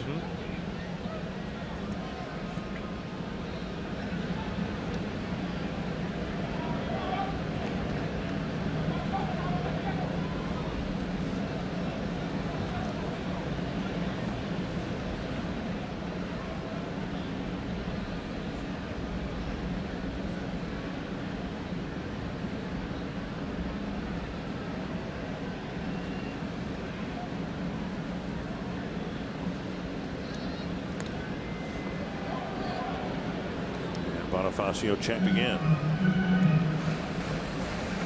Bonifacio in the minor leagues. 45 stolen bases coming into this year, but caught 26 times. Never really had a season where he stole a lot of bases. No, this is his 8th year of professional baseball. Right. So he's been around a while and has some stolen bases, but gets ahead of Merrifield, strike 1. And you see a little bobblehead Rusty Kuntz right there whispering in his ear.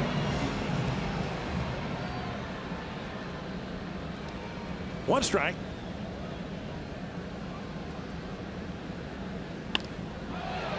Liner to Polanco. A ball from up here looked like it knuckled all the way to his glove. 1 down. Polanco stayed with it, whatever it did, 1 away. And that'll bring up Moustakas. Well, sometimes hitter gets themselves out. Again, this looked like a pitch that he had a good swing on, but just didn't come off the bat as well as he expected. Moustakas with a bouncer to short and a single. A little flare into right field between Dozier and Kepler.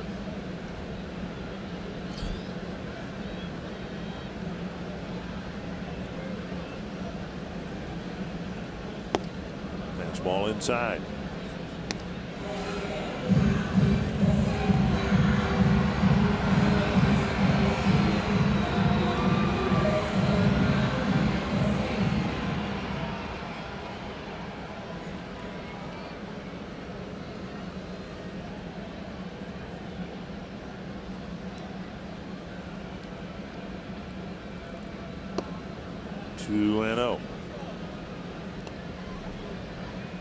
Moustakas stocky, 6 foot, 225.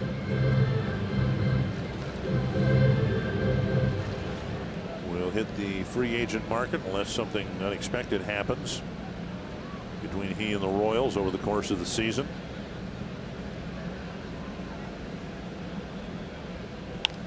Fly ball right field. Kepler under it. And that's out number 2. I think depending on how the summer goes, you got Dayton Moore, the general manager, will have to look down and say, you know, I've got 5 guys that are a big part of this ball club that are going to be free agents. You know, probably they might be sellers at the trading deadline if they don't improve. Buddy Boshears just added to the roster at least for the weekend. 2 down. That'll bring up Lorenzo Cain. It's got to be tough because these players, Moustakas, Hosmer, Cain, up the middle, a base hit. Buxton will charge, and Bonifacio will hold up at second. First pitch single, now first and second, 2 down for Hosmer. Yeah, Cain hit a pretty good pitch right there. Slider. He hit into the double play on a 3-2 fastball. And right there, got a slider away, went down and hit it right back up the middle for his first hit. 5th hit against Kyle Gibson. Hosmer singled to center, scoring the 3rd Kansas City run. That was in the 3rd inning. Drew a leadoff walk and scored in the 2nd. These guys that have hit in the middle of the Kansas City lineup are, you know, they're the Puckett's and Herbecks of Kansas City, guys that were part of a world championship ball club, the first one they've had here since 1985.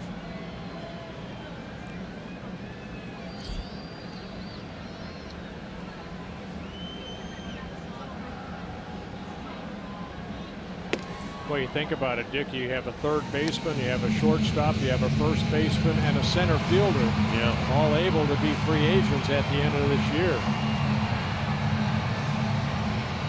Say, well, they'll have some tough decisions to make, and I suspect that in some of them the decision's already been made. They can't bring them all back.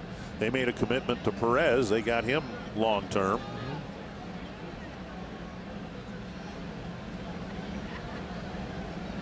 Inside, backhanded by Castro, and it's 2-0.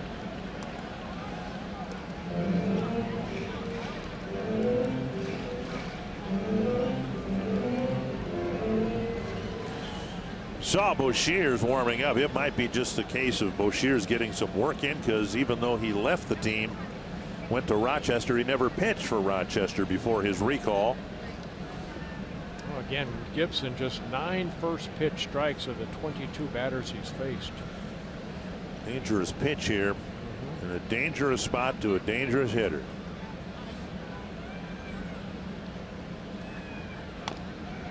Two and one. And the next pitch will be the 80th for Gibson.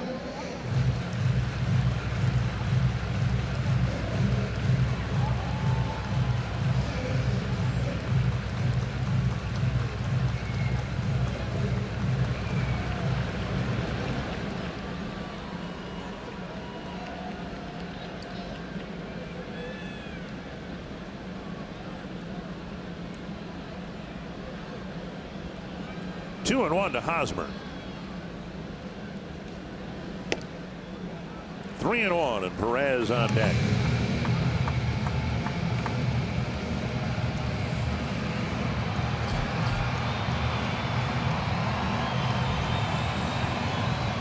Given Perez's recent success against Gibson, Perez is not the guy he wants to face with the bases loaded in the 5th inning. So he'll try to get Hosmer here on 3-1. 3-2. Good sinker right there at 89 miles an hour. Good movement.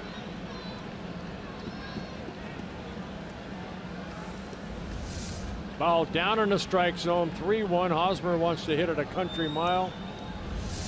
I think even from the center field camera, you can see the heaviness I was talking about, with a lot of sink to it.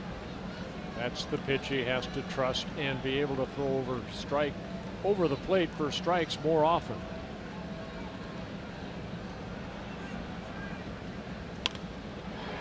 Mauer knocks it down. He'll go to the bag. The Royals threaten, get a leadoff walk, but they don't score. It's a 3-2 game, and Miguel Sano is going to hit in the 6th inning.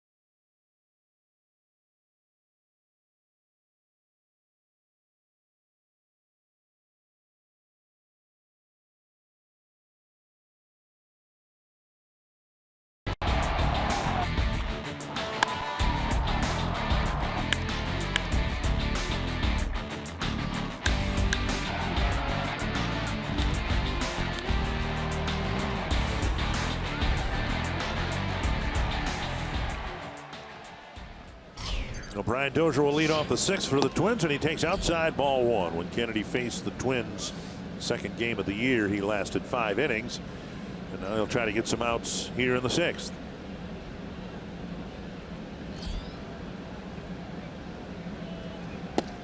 One and one.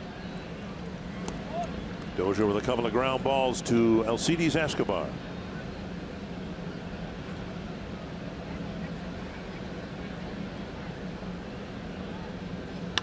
Driven to left. Alex Gordon is there. Dozier smoked it. A line drive to left, 1 away. Yeah, Brian hit that ball sharply, but right at Gordon. And that'll bring up Kepler. Brian hasn't found that home run swing yet. No. But it really didn't get going for him until after Memorial Day last year. He had people tend to forget he really struggled the first 2 months of the year last year. Had a sub 200 batting average. Here is Kepler. Down and in ball 1. Kepler became the first Twins base runner after Kennedy set down the first 10 batters. Kepler drew a walk, and then Sano had a long battle with Kennedy and then homered into the bullpen and right. Splintered his bat. And right off the end of the bat, 1-1. Okay, you see that half a cup right there. A lot of hitters use that type of bat that has a little cup at the end, and it's exactly where he hit it. I don't know how or why, but bat manufacturers tell me that cupping it actually makes the bat stronger. And I would think it would be just the opposite. Yeah. Up and away, and it's 2-1. I always thought that, you know, hitters like a certain weight, whether it be 33, 34 ounce. Some of them, you know, like it down. But maybe cupping it would make it a little lighter. Yeah, takes some of the weight off the bat. And I think the theory is if you hit it out there, it's not going to go very far anyway. So let's take some of the weight out. Right. Yeah, hitters are very fickle, too, about the bats that they order. There's Sano.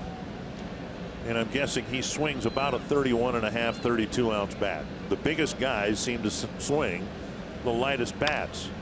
And Kepler rolls a single up the middle with one out. That's a nice swing by Kepler right there. He stayed down very nicely with that curveball and hit it sharply up the middle.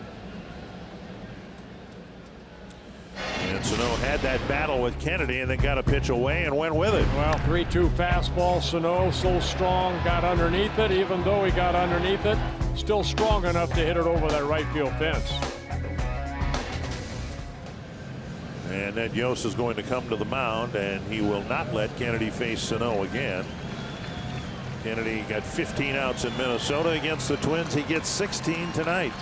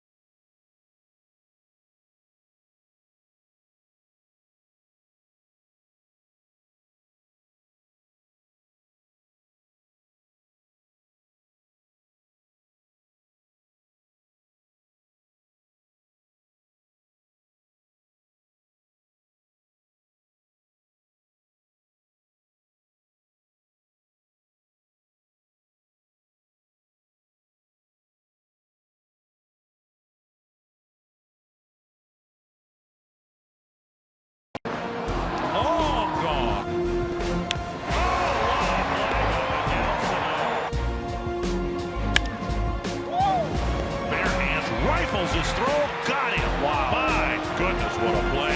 He's in the lineup because of his power. And he's already shown off some power. A 2-run home run in the 4th, and he'll face right-hander Peter Moylan here in the 6th with a runner at first and one down. Moylan has been used the most out of that bullpen. Young man from Australia. Strike of the knees. Moylan's overall numbers aren't all that great, but he's been particularly tough against the Twins last year and again a Target Field in that opening series. Twins haven't had many good swings against him.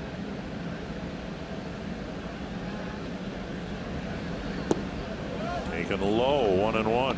He'll give you that sidearm, underarm type of delivery. Said it before, Moylan originally signed by the Twins way back in 1996. Played a couple years in the minor league system and then released. Went back to Australia and reemerged in 2006. And Sano doesn't like that strike call. 1-2. Moylan's pitched 8 innings against the Twins, giving up just 5 hits and a couple of runs. That's all we need right here, a couple of runs. Sano has seen 3 pitches from Moylan.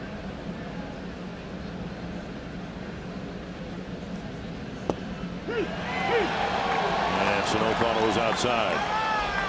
Expresses such to CB Buckner, 2 down. Well, guys like this just come at a different angle. You see the angle that he can generate. Well, that was a terrible call.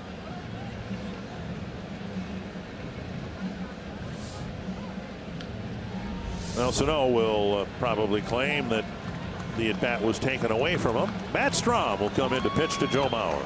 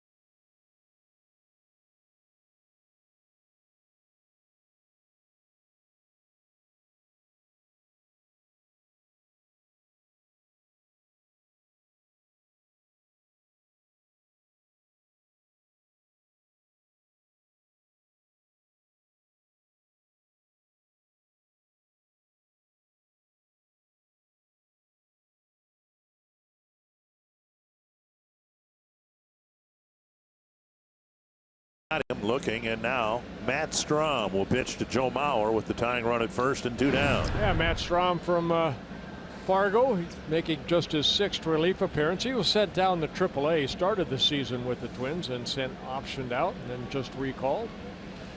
Had a tough opening series against the Twins at Target Field. Gave up a lot of hits, a lot of walks, which is unlike him. He continued to have some problems, and Royals brought him back, and he's hoping for a better second stint this year. And ball 1 outside. Strom has worked only 2 2/3 innings. He's walked 6, now 2 intentional. He's given up 5 hits, 7 runs.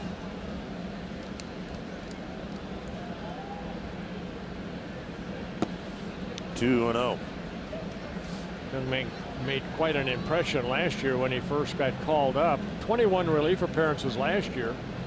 Gave up only 13 hits in 22 innings and 30 strikeouts.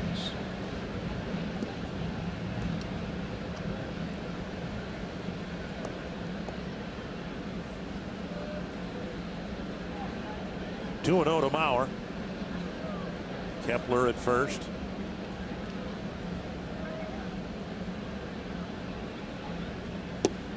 And a strike.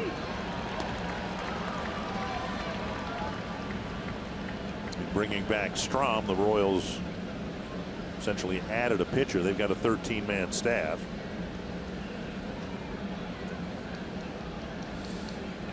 Two and 1. 3 and 1. Robbie Grossman on deck. No activity in the Kansas City bullpen, so if Strom gets if Mauer gets on base, Strom would be the guy to face Grossman with the tying run at second. Kind of saw what we saw in Minnesota from Strom, just the fastball all over the place. Fouled back. Mauer with a big cut, and it's full count, and now Kepler can leave early from first. We'll see whether the Royals want Hosmer to hold the runner or not, and they do, because they don't expect Mauer to pull the ball on the ground on the right side. He doesn't do that very often near the first baseman. So little things like that come into play here, with Kepler having to hold on for a while. The ball hit to center field, and it'll hang for Kane. Strom gets Mauer, and we head to the bottom of the 6th. Royals up 1. You're watching Twins baseball, presented by State Farm.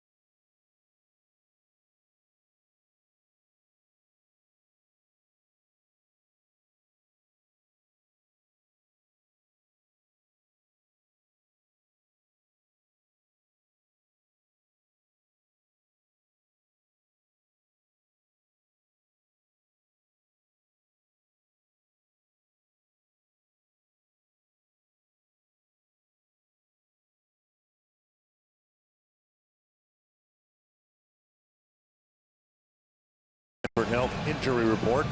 Mets with a double dose of bad news. Noah Syndergaard couldn't make his start yesterday, so they put Matt Harvey out on the mound the day after he had a bullpen session. That didn't go too well. And then Yoenis Cespedes with a left hamstring injury, went on the 10-day disabled list. Yeah, Mets off to a slow start, 8-13 coming into today's play. Really struggling at home. They're 4-10 at home. Salvador Perez will lead off the bottom of the 6th against Kyle Gibson. And there's strike one. Perez, who homered against Gibson the last time he faced Gibson in Minnesota, hit a 2-run home run in the 2nd and nearly hit another home run in the 3rd before flying out.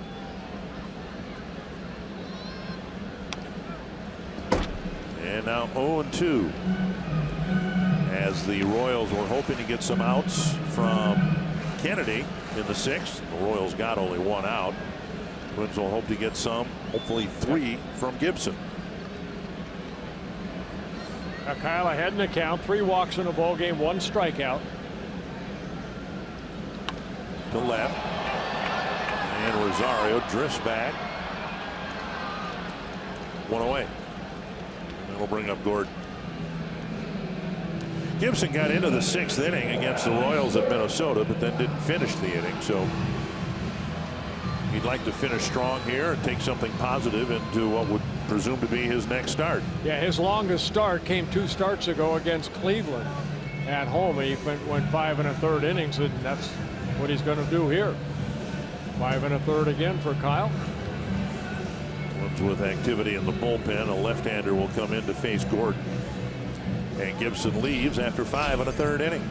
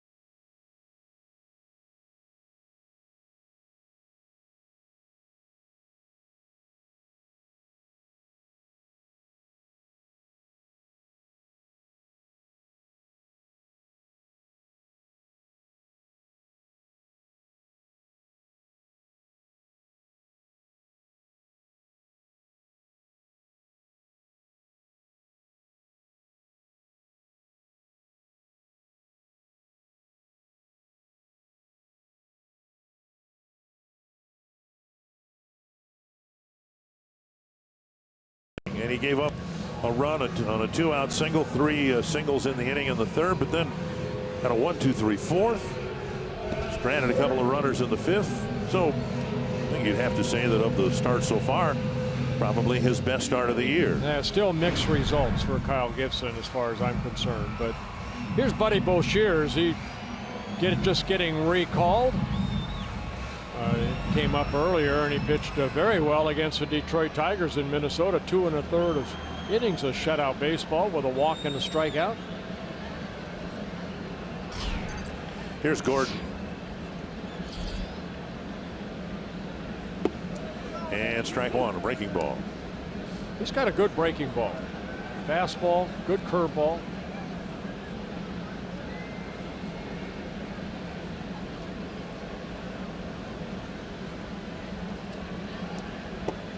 One and one. Boshears straight over the top. 28 years old. He'll be 29 on May 9th. From Huntsville, Alabama. Signed a minor league contract with the Twins a couple years ago. Fouled away 1-2. Unless or until things change for Gordon, he had better get used to seeing this, the middle innings and later. Look at what he's done against lefties this year. 3 hits in 26 at bats. That's what he's done against righties. Not a whole lot better, but 115 against lefties.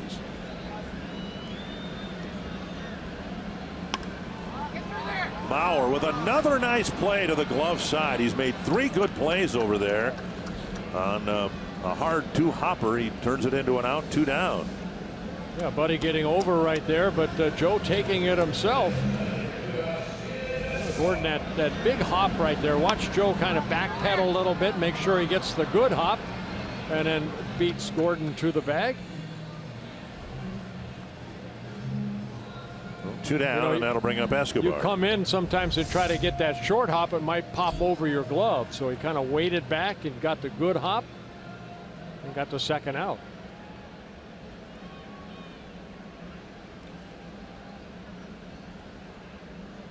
Escobar lined out to Buxton and grounded out to Sano.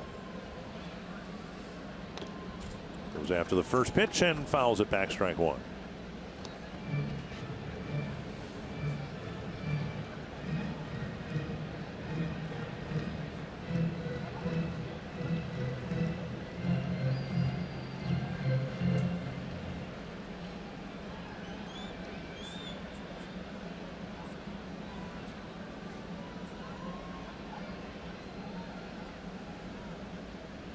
Popped up.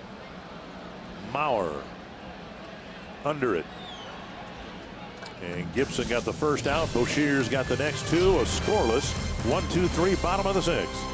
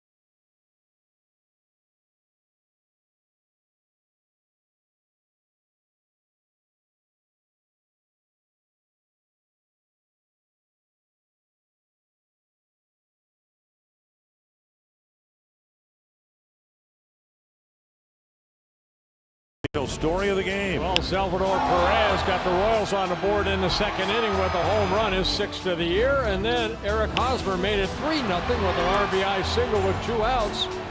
Merrifield scores, but the Twins come back. Miguel Sano in the 4th inning, a 2-run home run, his 6th home run of the year. And Matt Strahm out there to start the 7th inning. He'll face Robbie Grossman, Jason Castro, and Jorge Polanco. Grossman fouls it to the screen, 1 strike. Royals got the first 3 runs. Twins came back with a pair in the 4th.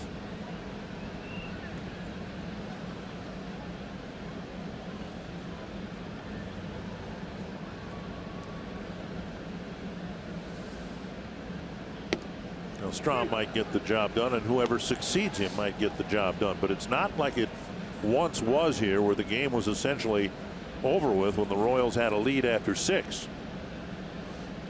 Strahm gets ahead. No, they've had struggles in their bullpen. Combined ERA out of their bullpen 5.83. The Twins kind of feasted on the Kansas City bullpen at Target Field, and Grossman late on the pitch, and he strikes out on 3 pitches. 1 down. Tomorrow on FS1, 2 iconic teams meet on baseball's hallowed ground. The Cubs taking on the Boston Red Sox at Fenway. Then the Angels battle the Rangers starting tomorrow at 3 Central on FS1. You know, that's that good breaking ball by Strom right there, but he's having trouble getting ahead in the count to utilize that good breaking ball. He did right there on Grossman. See the high breaking ball.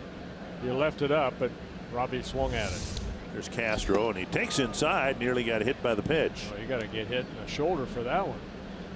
Take one for the team. I think that's what Perez was joking with him about, saying, hey, stick the arm out there. Cesar Tovar would have done that. Missing inside 2-0.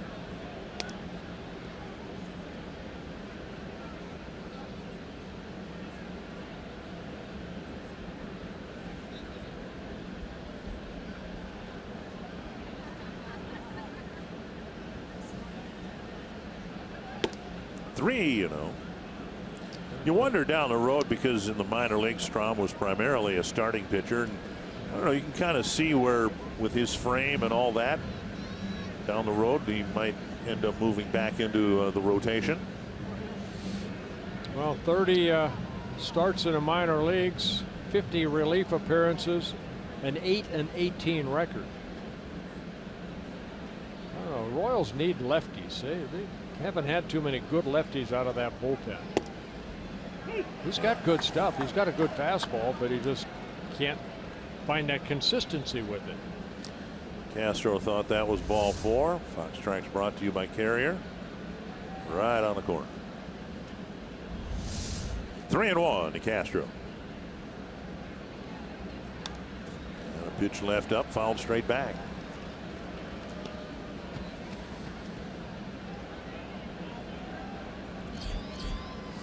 Not many lefties have faced Strom. Of course, he spent some time in the minor leagues, but just 3 at-bats, 1 hit prior to his entrance into the game. He got Mauer to end the 6th. Well, Castro flips another one foul. Strom, 25 years old, from West Fargo, North Dakota, where he was born. Still goes back there in the offseason.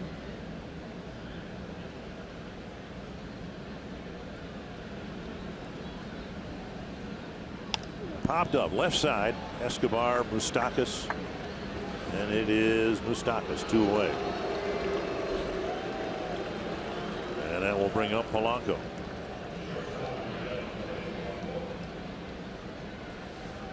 Polanco 0 for 2.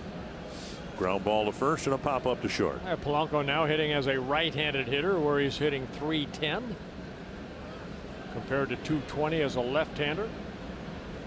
Coming into the ball game when 0 for 2 as a lefty.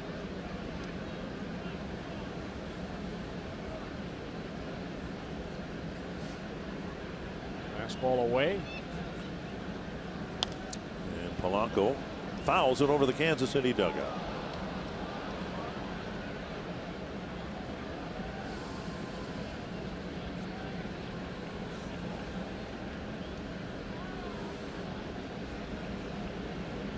Went through the Tommy John surgery, missed all of 2013.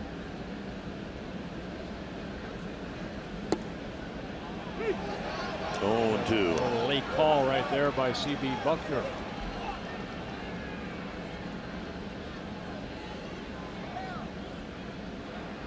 Ryan Presley getting loose.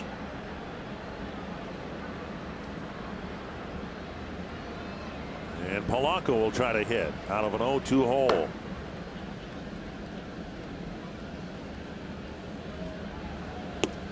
One and 2. Yeah, Presley up because Brandon Moss, the first hitter, left-handed hitter, and then some righties come up. A couple righties before Moustakas.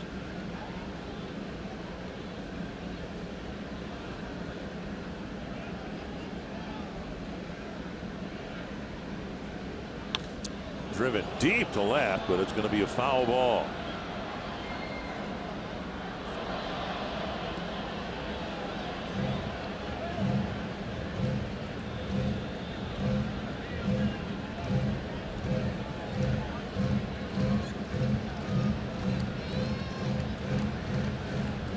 You know, Perez behind the plate, a big man, but boy, he gets down nice.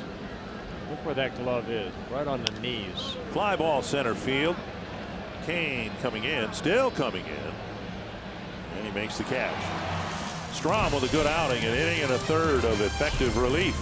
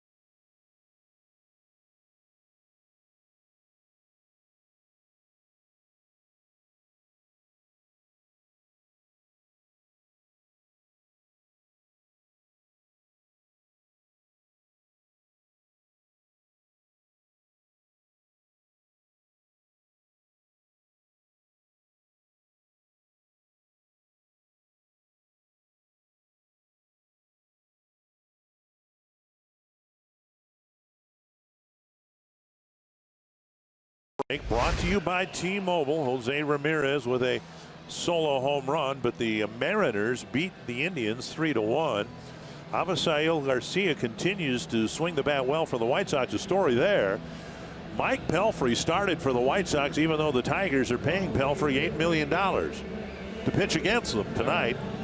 Got a chance to get the win. Well, he went 4 2/3 innings. Oh, he did. Yeah. Okay. Manny Machado off to a good start for the Orioles, and they were off to a good start tonight, leading 9-1, but now it's 11-11. 11-11. Here's Brandon Moss, and Boshiers delivers strike one. Yeah, good curveball right there by Buddy. Moss, then Bonifacio and Merrifield, a likely pitching change after the Moss at bat. Hit the ball in the air twice. Once caught by Rosario, once caught by Polanco.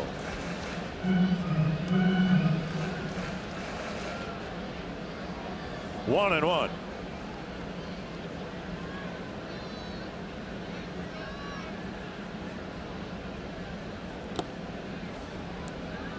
One and two. Good fastball, good location. Now with 2 strikes, the Twins pull out of the pull shift. The opposite of what they do for, say, Hosmer or Moustakas. 2-2. Well, Moss signing that 2-year contract with the Royals last year with the Cardinals, hit 28 home runs. Average has always been on the low side, hit 225 last year for the Cardinals. He's got some pop in that bat. Off the head of the bat, just foul. Of course, a tough task for him. He tried to fill some pretty good shoes. Kendrys Morales did a great job in this role for the Royals. Switch hitter. Moss is not that. Morales now with the Blue Jays, who have their own issues right now. Yes, they do. High fly, deep right center field. Kepler back to the wall. Gone. A home run. Well, there's some of that power right there. Moss hits his 4th home run of the year. That's a 4-2 ball game. Lefty, lefty. And the Royals lefty won the battle. They tried to sneak that fastball by him again. And this time Moss said no way. Uppercut swing.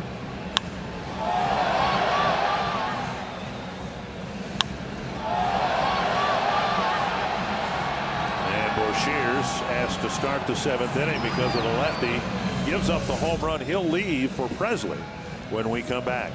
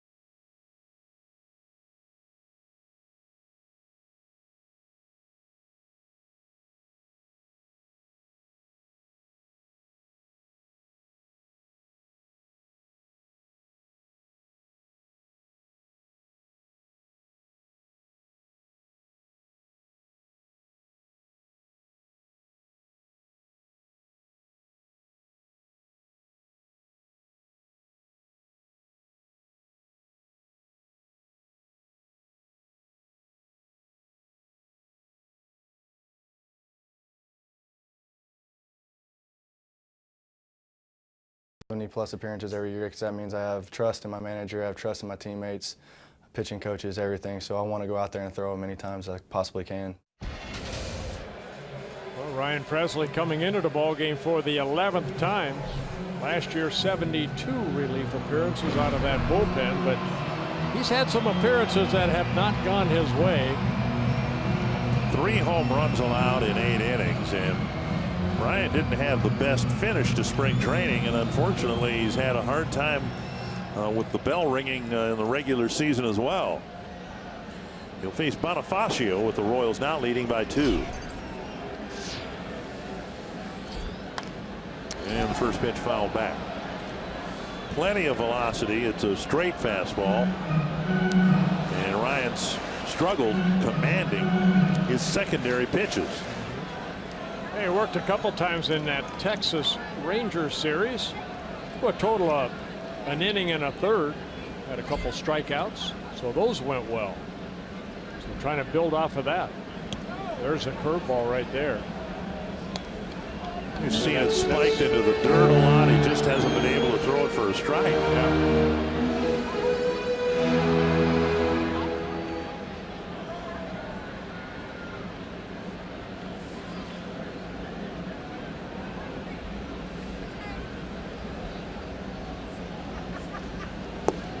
Now 2-1. Ryan, 28 years old, in his 5th season with the Twins. Had some arm issues a couple years ago that put him on a disabled list.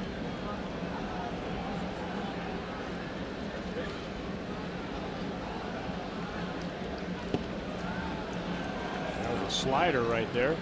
He has 4 pitches: a fastball, slider, curveball, and an occasional changeup. 3-1 to Bonifacio, who's already drawn 1 walk. Merrifield on deck.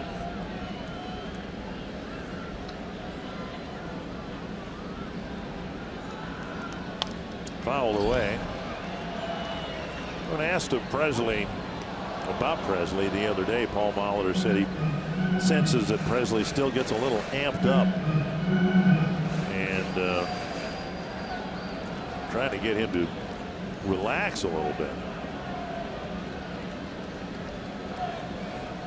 3-2 to Bonifacio.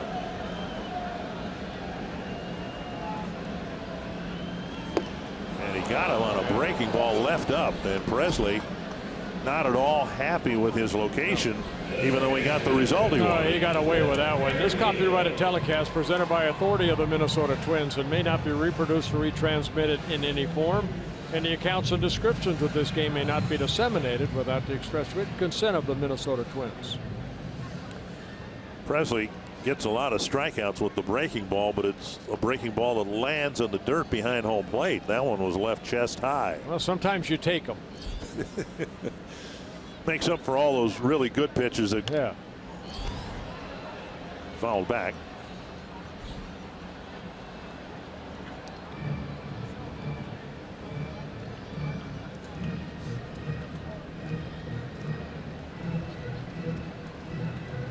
Merrifield, a single and a run scored in 3 trips.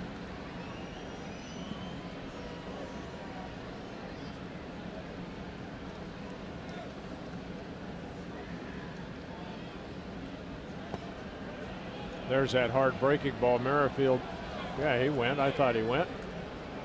C.B. Buckner called it. Well, whether he did or he didn't, why not just ask? The first base umpire's got a much better angle.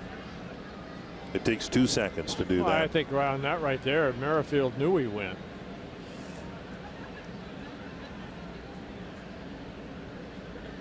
Ahead in the count.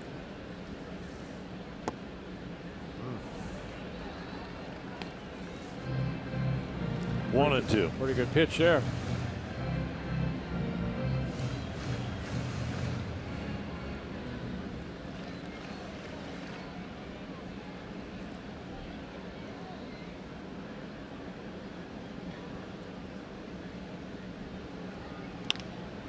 Tapper to short. And Polanco to Bauer. 2 down.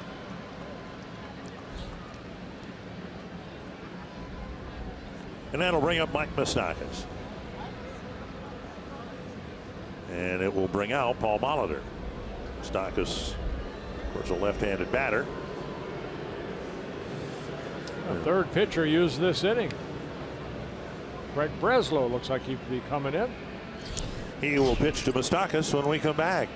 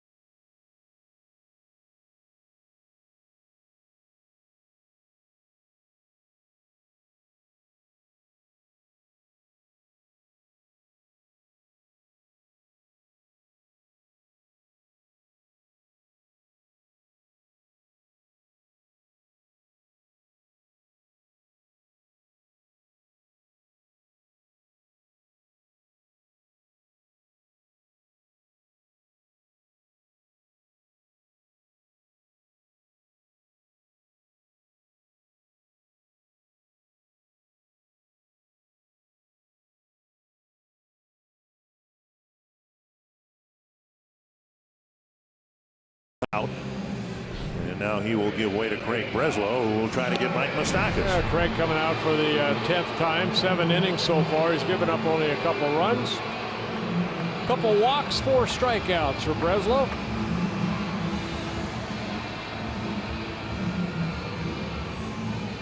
Breslow and Matt Belisle, a couple of the old timers out on that bullpen, both 36 years old.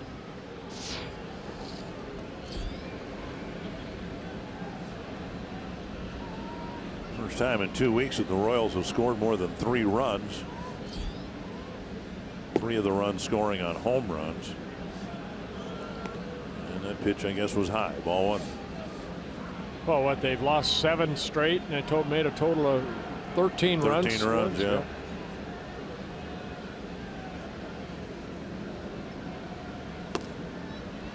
Two and 0. Breslow, if you have not seen him pitch, is more over the top. Now he's more 3/4, almost sidearm at times in his delivery. Trying to change things up a little bit.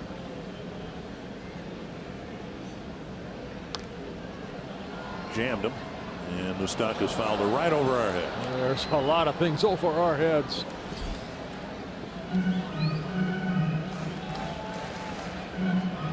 Yeah, Breslow's been around and came up with the Padres back in 2005. Boston, Cleveland, and then Minnesota, Oakland, Arizona. Do we have time to keep going? On the ground. No, we don't. Dozier recovers. Still has plenty of time to flip to Mauer. Don't panic.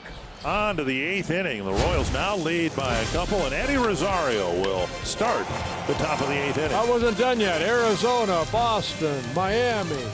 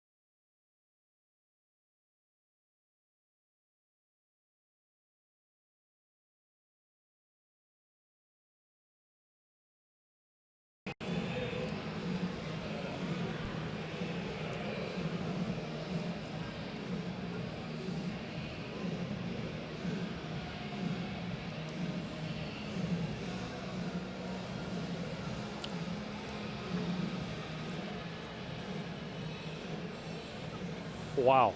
That's a kind of wish they had StatCast back in the days of Frank Howard. Guys like that. Eddie Rosario will face Joakim Soria coming into the game for the 10th time. He's been awfully good for the Royals again this year. He's been their 8th inning setup guy right now. Kelvin Herrera just has not had a lot of save opportunities, but Soria has done his job. 10 innings, only 5 hits allowed. He has walked 6, 1 intentionally, but 12 punchouts. Out in front 0-2. Hey, Matt Strahm did his job. Man alive. He faced 4 men and retired them all. Soria with that big, slow curveball. Got ahead with the fastball. And chip foul. Soria once the closer here in Kansas City back in 2007 through 2011. Then he went through his 2nd Tommy John surgery. But he's back.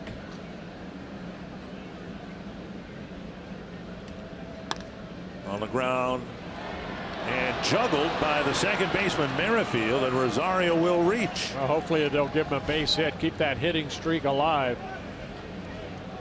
You know, you get on that outfield grass, sometimes that little between the infield and the outfield grass, they have that little lip, and that'll sometimes create a havoc of a ball jumping up a little bit. They do give him a hit. Good. So Rosario's hitting streak is extended. Just on the other side of that cutout. So that gets Buxton to the plate as a tying run. Keeps Rosario's hitting streak alive. Buxton squares and takes low. Career high 10 games for Eddie. Perez to the mound. He'll talk to Soria. Soria asked to get the outs in the 8th. Herrera will be asked to get the outs in the 9th. That's if it all goes to plan for Ned Yost.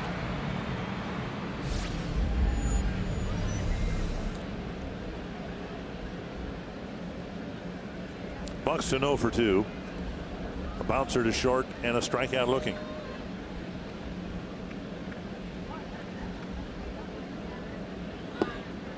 One and one.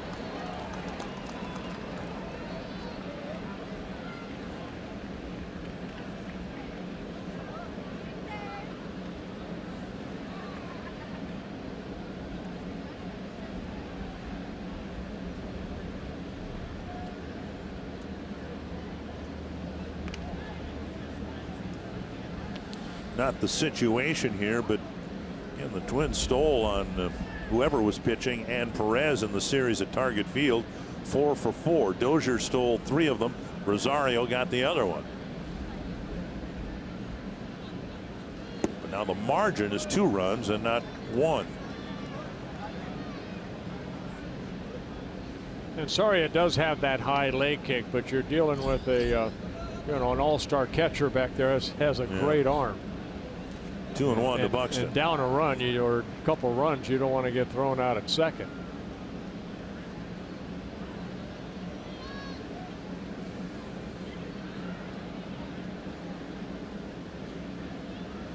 Swing and a miss. 2 and 2.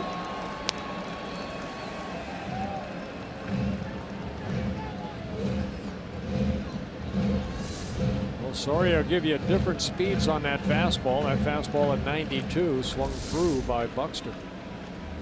Buxton took a fastball for a called third strike his last time up.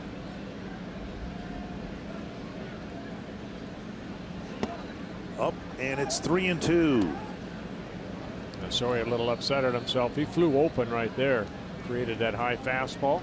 You may have seen in his 10 innings of work, he's issued 6 walks. He's given up more walks than hits coming into the game tonight.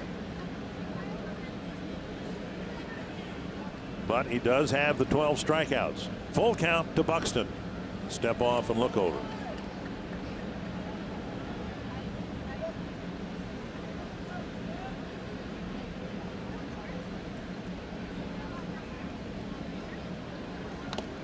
Fouled off the mask of Perez.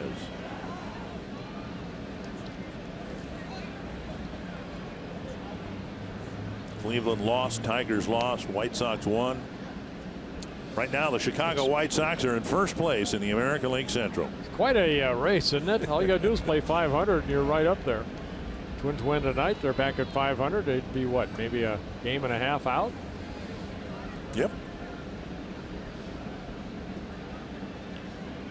What Buxton can get done here. Full count, nobody out. Rosario at first. Took ball 4. Well, that's what Buxton was able to do in that Texas series. Threw 5 walks. He draws a big walk here. Tying run, and a very fast runner at that in Buxton at first. May 16th is Scrubs Night at Target Field. A limited number of Scrubs Night theme night ticket packages are available that include a game ticket and a Twins scrub top. Go to twinsbaseball.com/scrubs to learn more about the Scrubs Night theme ticket offer. Dozier 0 for 3. Hit the ball hard his last time up, lining out to the left fielder Gordon.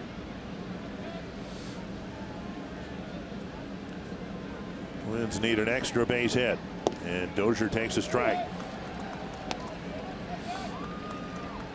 Yeah, Brian 2 for 10 in his career against Soria, but one of the hits left the ballpark.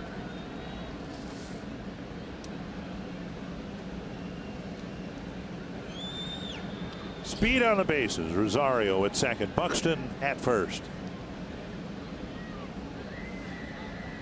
Dozier pops it up, backing out of play. 0-2.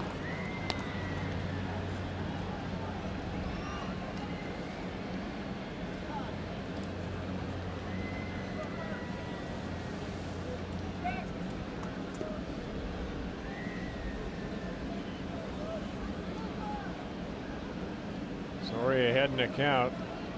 There's that big slow curveball that he threw to Rosario. Dozier strikes out on 3 pitches. Well, he went right after Brian Dozier, and Brian on 3 pitches was a strikeout victim. So Dozier 0 for 4 in tonight's ballgame. Good sink on that at 87 miles an hour. And now Kepler with a strikeout, a walk and a run scored, and a single.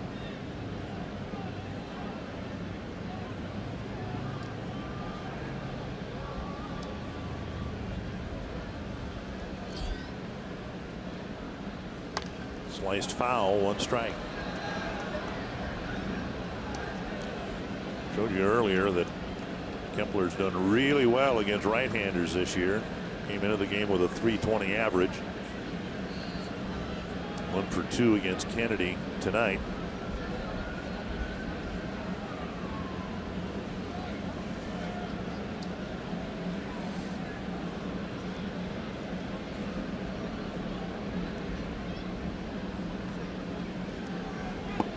Down and in, 1-1.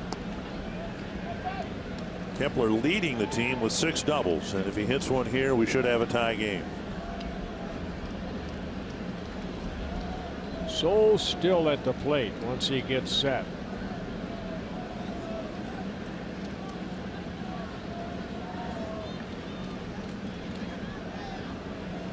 Stroke to right center field. And dropped in right field by Bonifacio. Everyone will advance. He got there and didn't catch it. Should be an error charged to the right fielder, Bonifacio. And it is. A well hit ball. And Bonifacio got there but didn't glove it. Well, Kepler hit it right on the button. Bonifacio getting over there, hit the heel of his glove. And then just bounced out. And that means Sano will hit with the bases loaded and 1 out. 2 strikeouts and a home run to right tonight for Miguel Sano. A rare error by the Royals. That's only their 6th error of the year.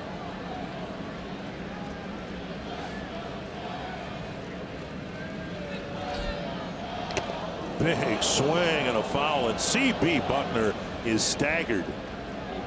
Oh my.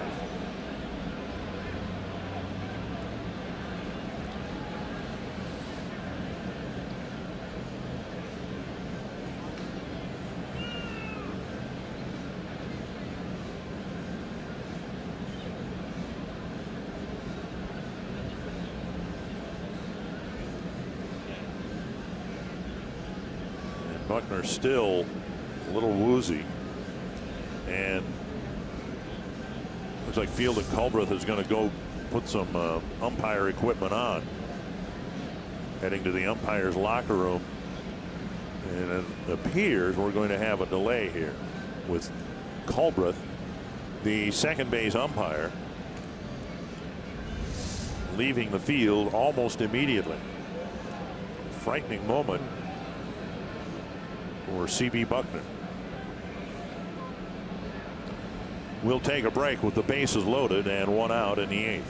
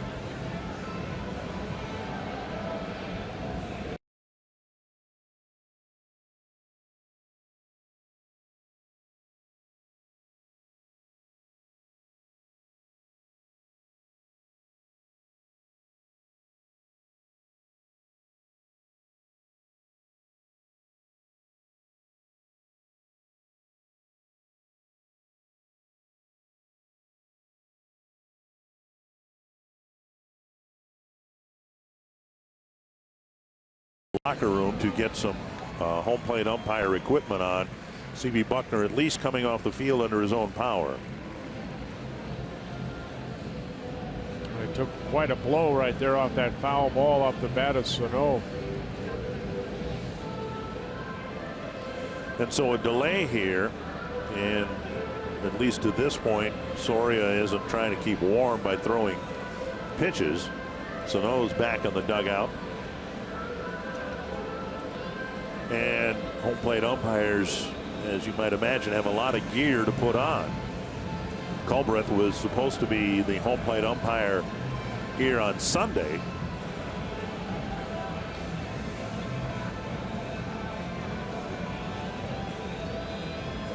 And the Royal infielders are gathered around Soria behind the mound.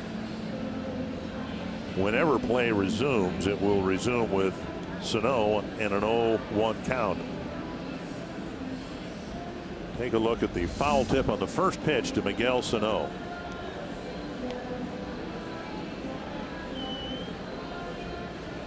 Perez right there, Trish, trying to keep Buckner up.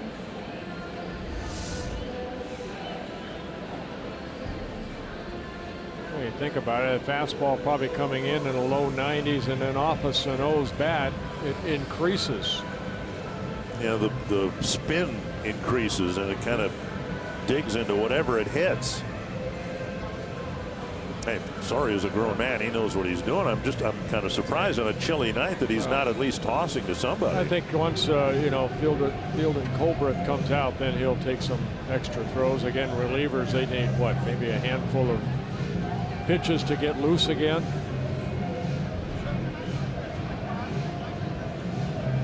The Twins have a great opportunity here in the late innings. A single, a walk, and an error have filled them for the man who's driven in more runs than anybody else on the teams. 18 runs batted in on the year for Sano. And as an aside, there's been no update as of 4:30 this afternoon regarding Sano and the one-game suspension. No update as to when the appeal will be heard. So till further notice, he will be in the lineup. And he's already provided the Twins an important swing of the bat, a 2-run home run back in the 4th inning.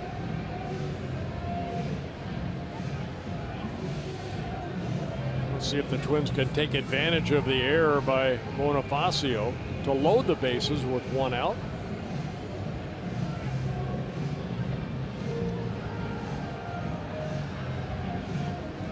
And again, we're waiting for Field and Culbreth to re-enter the field.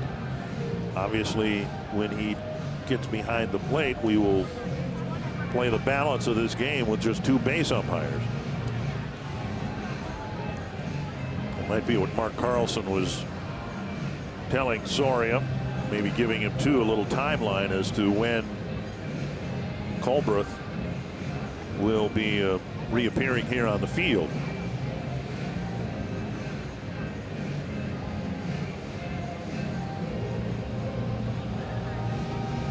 Well, we just hope that C.B. Buckner will be okay.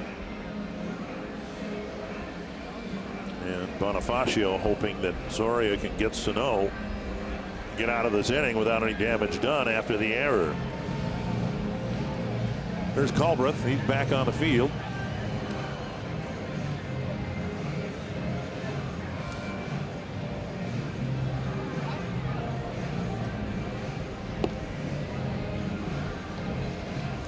And Soria will have a few tosses here. He'll get as many as he needs. Right. And Culbreth might need a few there to just kind of sharpen his eyes a little bit for balls and strikes.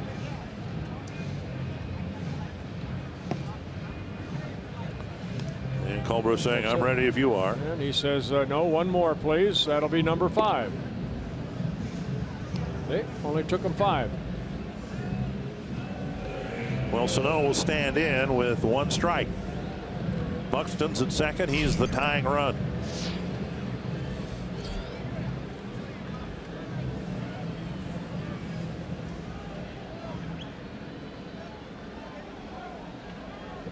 Outfield for the Royals playing very deep, respecting Sano's power. A high fly to left center field and deep. This one's hit a long way and gone. A grand slam for Miguel Sano. No, it's in play. It is in play, and Buxton will score, and Sano checks in at second with a double. Well, I think they're going to check this right here where that ball hit off the fence. And Paul Molitor's coming out. I think they'd like the umpires to take a look at it. I thought I saw the ball disappear over the wall. And this will be an umpire's review. Oh, hit the corner. Right on top of that padding. And then came back into play. That is in play. And so it will be a game tying double after the umpire review. Sano just missed a grand slam.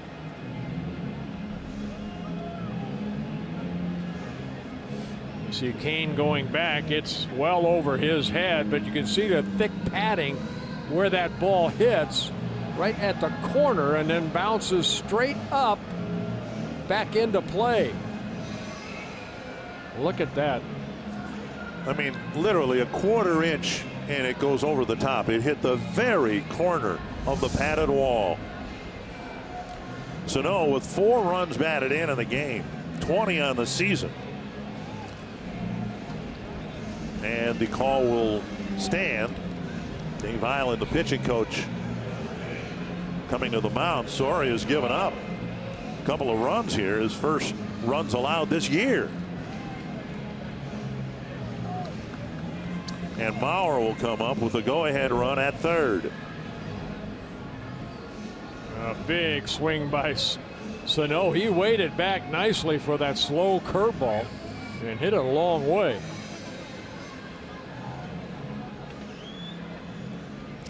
Royals bring the infield in for Mauer.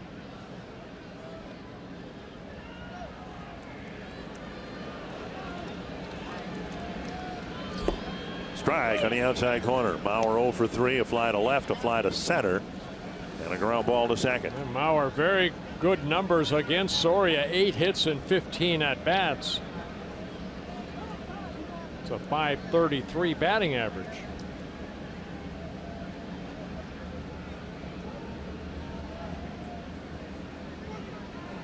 Scalded down the line, and a fair ball.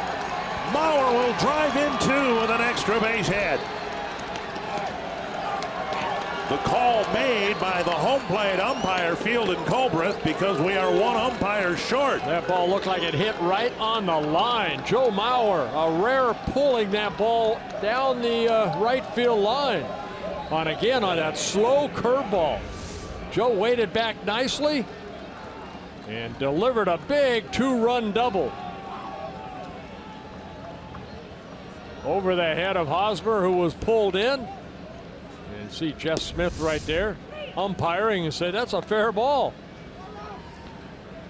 And because Hosmer was looking right up the line, he must have motioned to Ned Yost. No challenge needed. That must have been fair by an inch or so. Here's Grossman. A big 4-run 8th inning for the Twins so far.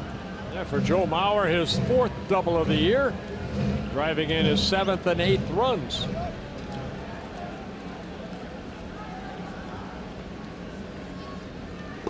Taken low, 1 and 2.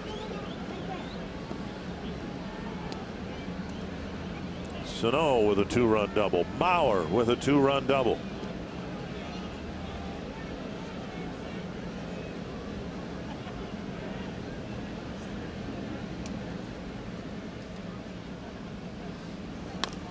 Grossman chops it. Hosmer to Soria, who just barely beats Grossman on the play. Mauer gains third base. 2 down. And now Jason Castro. And Ned Yost is going to make a pitching change. Joakim Soria had not allowed a run all year long, and the Twins touch him for 4 runs, 3 of them earned runs here in the 8th inning. He threw 25 pitches. He had the difficulty perhaps of having to pitch after the umpire situation.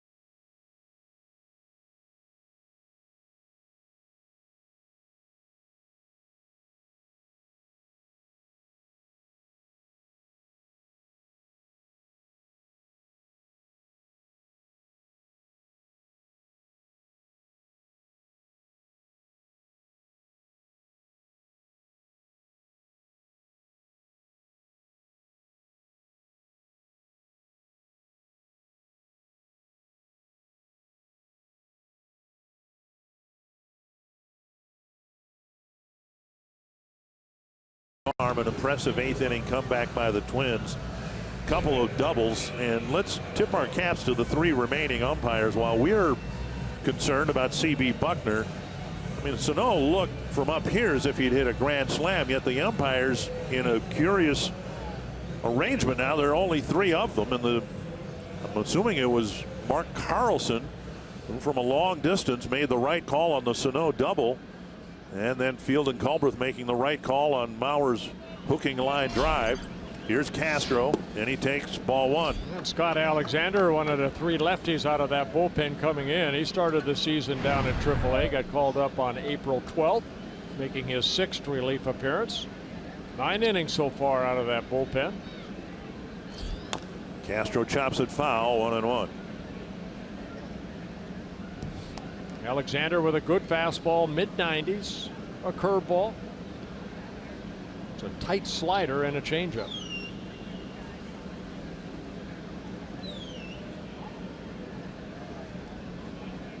One and one to the Twins catcher, 8th man to bat here in the 8th inning.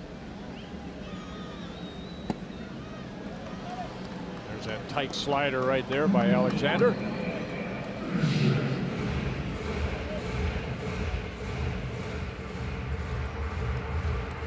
Matt Belisle in the Twins bullpen. Looks like he'll get the bottom of the 8th.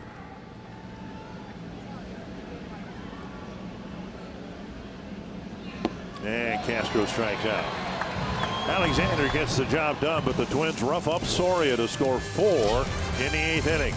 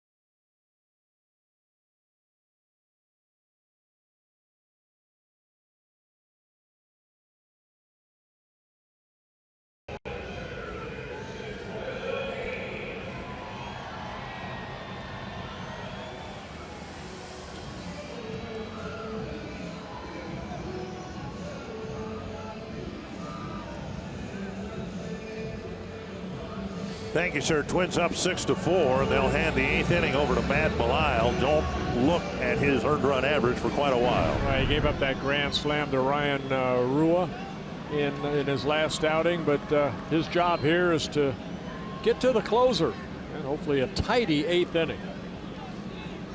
Kane, first man up, belt high strike. Just about everybody who pitched in that game Wednesday in Texas gave up some numbers, some runs out of the bullpen. Kane, Hosmer, and Perez here in the 8th. 1-1.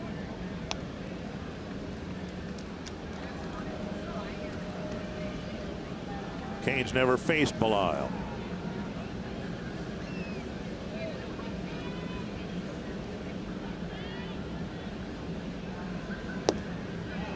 Took a little bit off, hit the corner, 1-2. Almost like a little cut fastball there.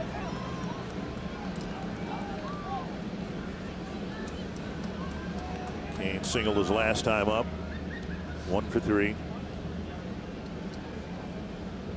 Slow breaking ball, and Kane slashed it foul.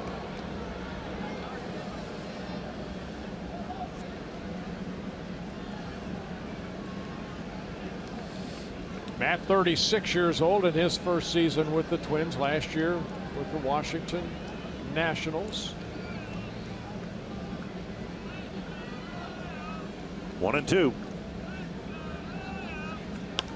And another breaking ball, 84 miles per hour, lifted foul over the Kansas City dugout.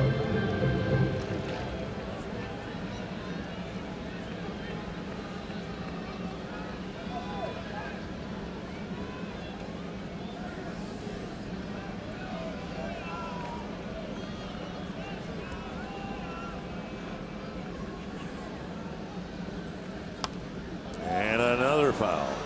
Backing it off to 75 miles per hour. That's the curveball right there.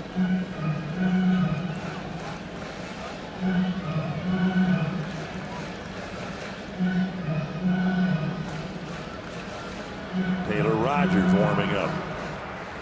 Hosmer the next batter.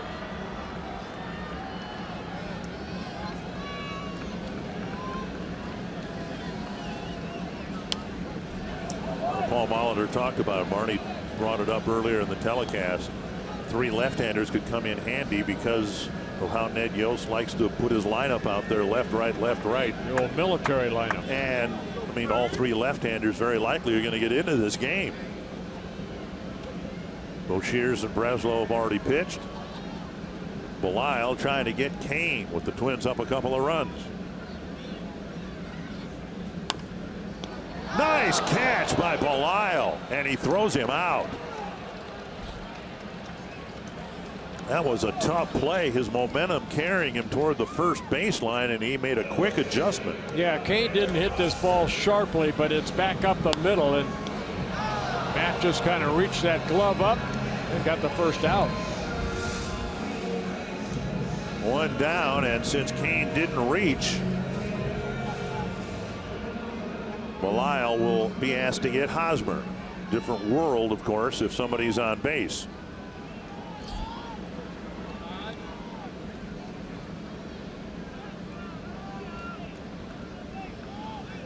Swing and a foul.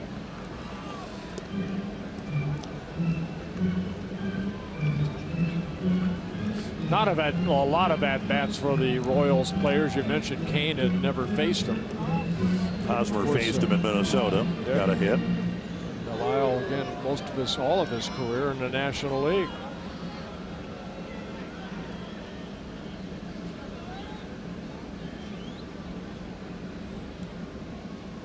Check swing. No swing. Nobody on base, so the base umpires are on the base lines. 1-1.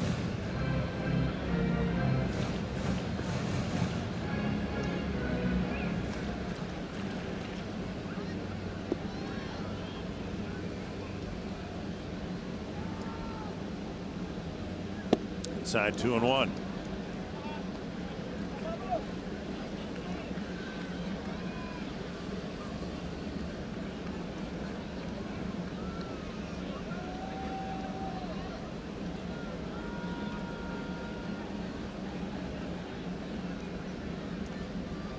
2-1 to Eric Hosmer. Chopped right to Brian Dozier. Hosmer hits more ground balls than anybody else in the game, and that was a big one for out number 2 right there. Bobblehead by day, Guardian by night. Marvel, Rocket, Raccoon, Twins bobblehead giveaways coming up Saturday. 1 week from tomorrow, the first 10,000 fans receive a bobblehead courtesy of Marvel as the Twins take on the Red Sox. For more information, visit twinsbaseball.com or the ballpark app using your mobile device. Base is empty, 2 down, and here's Perez.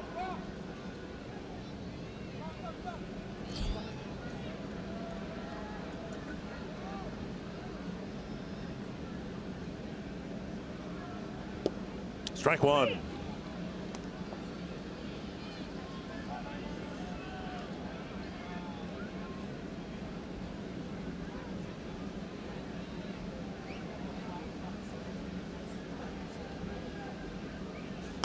Driven to right. Kepler back. Leaps, and it goes over his head.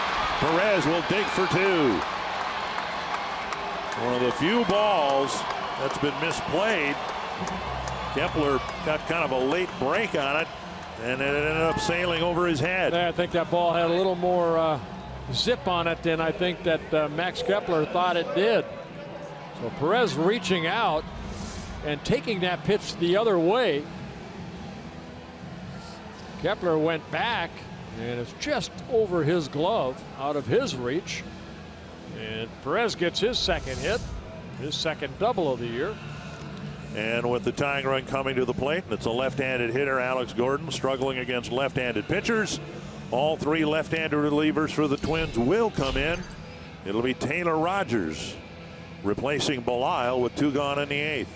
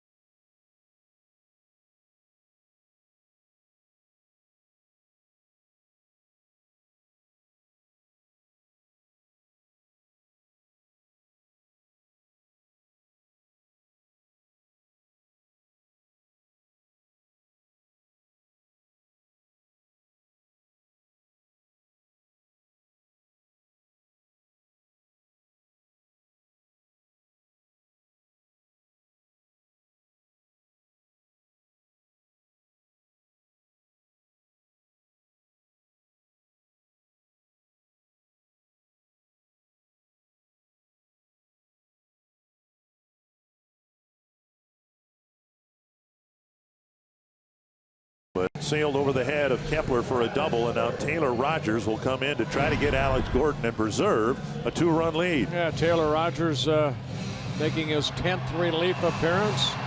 He has faced Alex Gordon 7 times, and Alex Gordon has a couple hits off of him. And all the lefties out of that bullpen.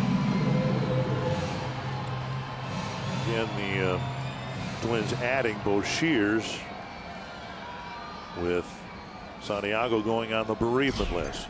Told you about Gordon's struggles this year against lefties.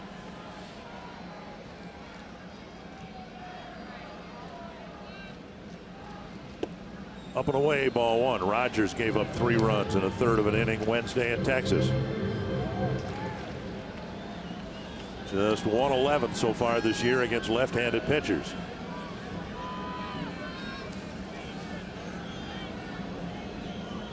One and 0.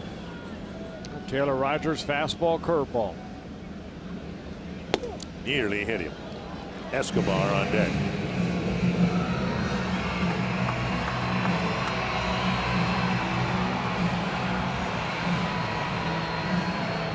And he Kinsler getting loose in the Twins bullpen.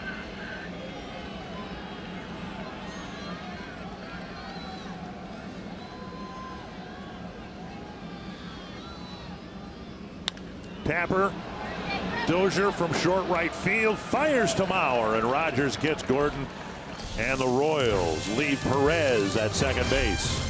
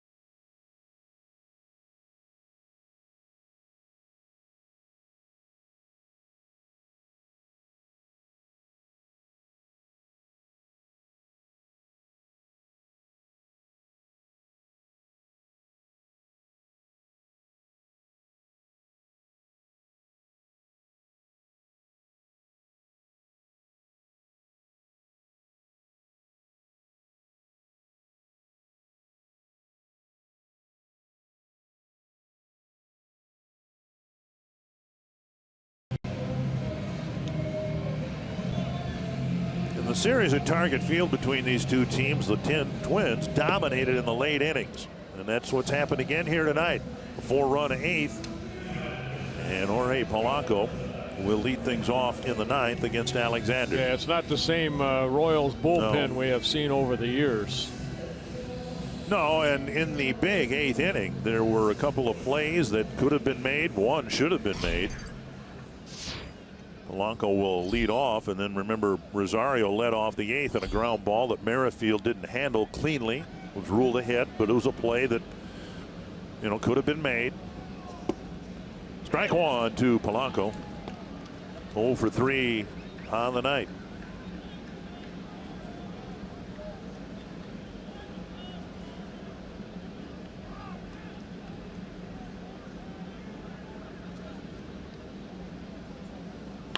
Sharply hit. Nice pickup at third by Moustakas. Ball was drilled on one hop. Moustakas turned it into an out. Yeah, Moustakas playing in pretty much on the grass. Look for maybe for the possible bunt. And you're right, Polanco hit it sharply, but Moustakas, quick hands. That'll bring up Rosario, who got the leadoff hit in the eighth inning, extending his hitting streak. Take a look at this play. It's a tough play, but we've seen second baseman Brian Dozier in particular is really good at making this play. Yeah, but you see the cutout right there. That ball kind of came up on him and kind of hit the heel of his glove and then deflected away. Right there, just over it. And the ball skips a little bit on him. After the Rosario hit, Buxton coaxed a walk. Dozier struck out, and then Kepler hit the drive to right that clanked off of Bonifacio's glove. One strike to Rosario and a ball. And there's another big walk by Buxton too. You know, he had a couple of those in Texas that kind of set up Twins rallies. Spun foul down the left field line. They're claiming nearly 28,000 were here tonight. 27,911 the paid attendance. It was a Rusty Kuntz bobblehead night with real hair.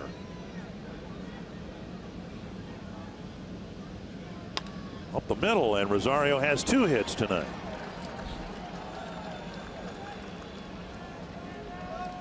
And that'll bring up Byron Buxton. Yeah, fastball took it right back up the middle.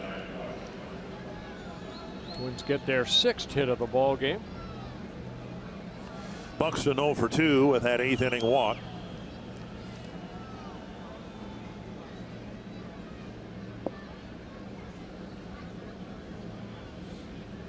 Twins had only 2 hits after 7 innings.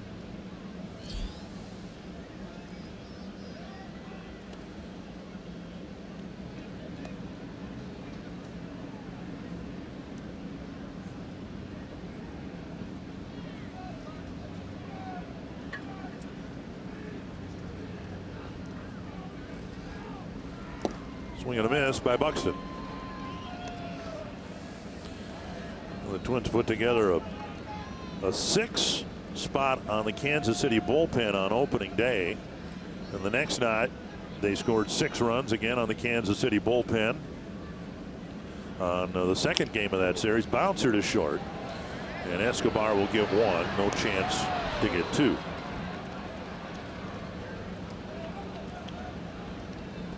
Two away. In game 3 against the Kansas City bullpen, the Twins only got 2 runs in the 7th inning, but 4 in the 8th here tonight. And as we said, I think even back in Minnesota, that 6 runs they got against the Kansas City bullpen might have equaled the number of runs they had on the Kansas City bullpen the last 3 years. Buxton checked at first. Great opportunity for Buxton to try to steal a bag here with Dozier at the plate, left-hander on the mound. It looked like he was leaning towards second. Yeah, Buxton 2 for 2 on stolen base attempts.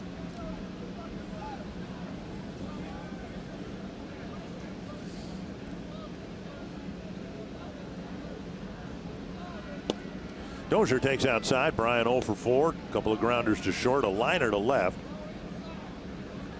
And then Soria struck him out on 3 pitches in the 8th inning.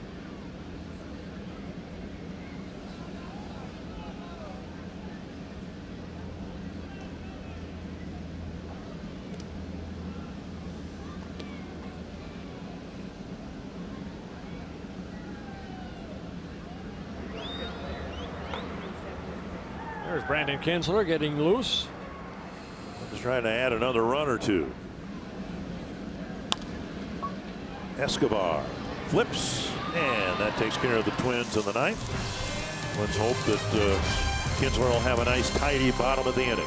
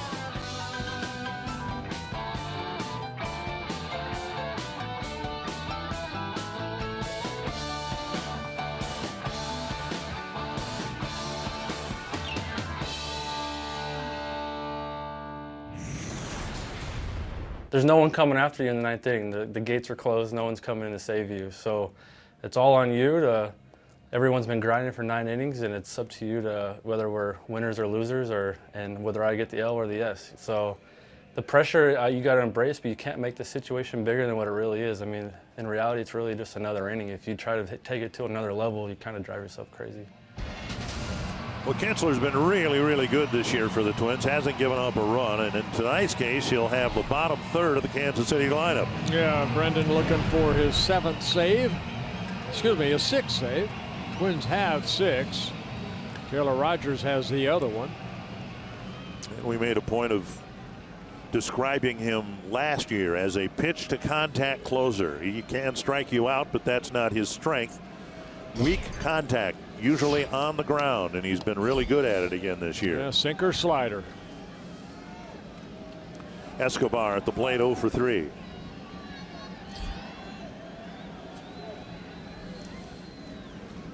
Two-run lead, so the Twins don't have to guard the lines, and Kinsler delivers inside ball 1. Yeah, I said Rogers has the other save. Justin Haley has the other save out of the bullpen. That was a 3-inning save, actually. 3 1/3, I believe. Yep. 1-0 to Escobar. Fly ball, short left field. Rosario comes in, and a very quick first out. Time now for What's Next, brought to you by CenturyLink. Weather permitting, we'll be on the air tomorrow with a 6 o'clock game. Pregame at 5:30. Jason Hamill for the Royals and Phil Hughes for the Twins. 1 down, and now Brandon Moss. Moss hit a home run against Boshears to give the Royals a 4-2 lead in the 7th inning. That's fouled away, 1 strike.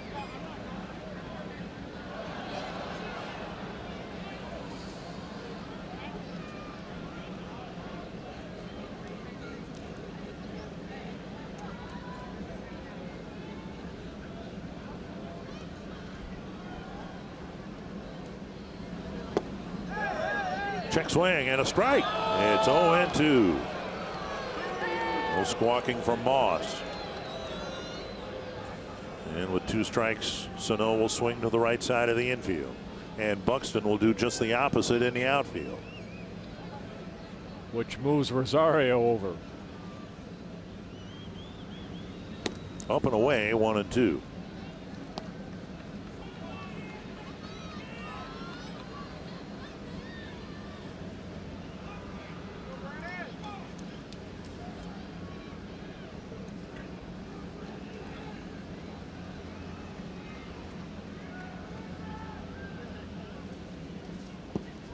Down and in, 1-2. Laid off that slider, down and in.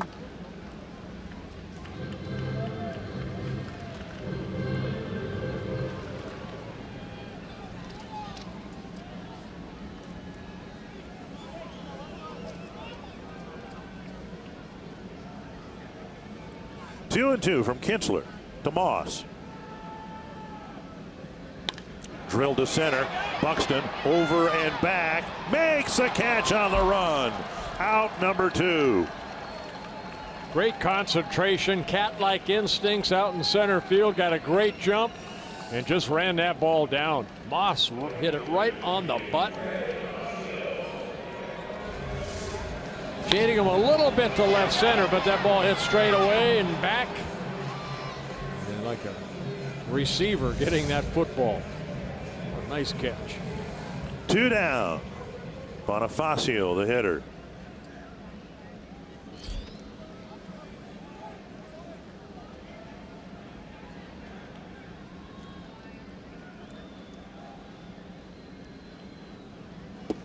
Right down the middle of strike. Twins beat the Royals on April 3rd by putting up a big number in the 7th inning. Beat the Royals on April 5th by putting a big number up in the 7th inning. Beat the Royals on April 6th by scoring 2 runs, 2 big runs in the 7th inning. This one hit to right center field and it'll drop. And Bonifacio keeps the game alive with a 2-out single. Yeah, Bonifacio just reaching out and hitting that ball in the right spot out in right center. So we talk about Kinsler, a pitch to contact guy, usually gets the ball hit on the ground, and here in the 9th inning, 3 balls have been hit in the air. Whit Merrifield will hit, with the league's top home run hitter Moustakas in the on deck circle.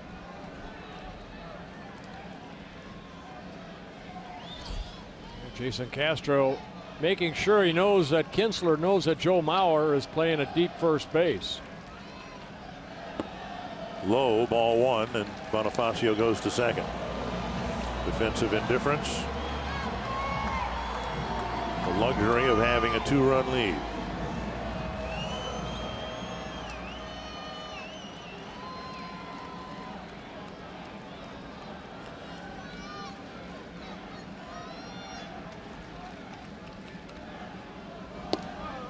And a strike. The hitter represents the tying run, so Sano, the third baseman, about 4 feet off the line.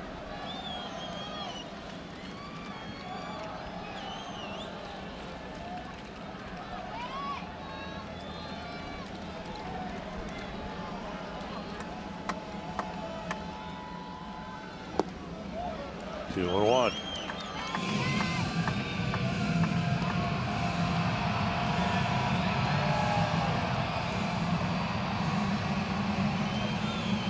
Kinsler doesn't, but Twins don't want it to happen either. Doesn't want to face Moustakas.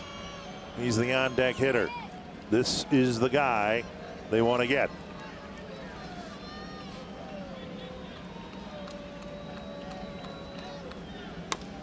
Chopper towards second base. Dozier fields, throws, and the Twins come back late to beat the Royals. Well played game by the Twins to come back after a 4-2 deficit to score 4 runs in the 8th inning to beat the Royals for the 4th time this season in the 4 games they played. And Anthony, all 4 games were a turnaround from what we'd seen in recent years. The Twins got the big runs in the late innings and have won all 4.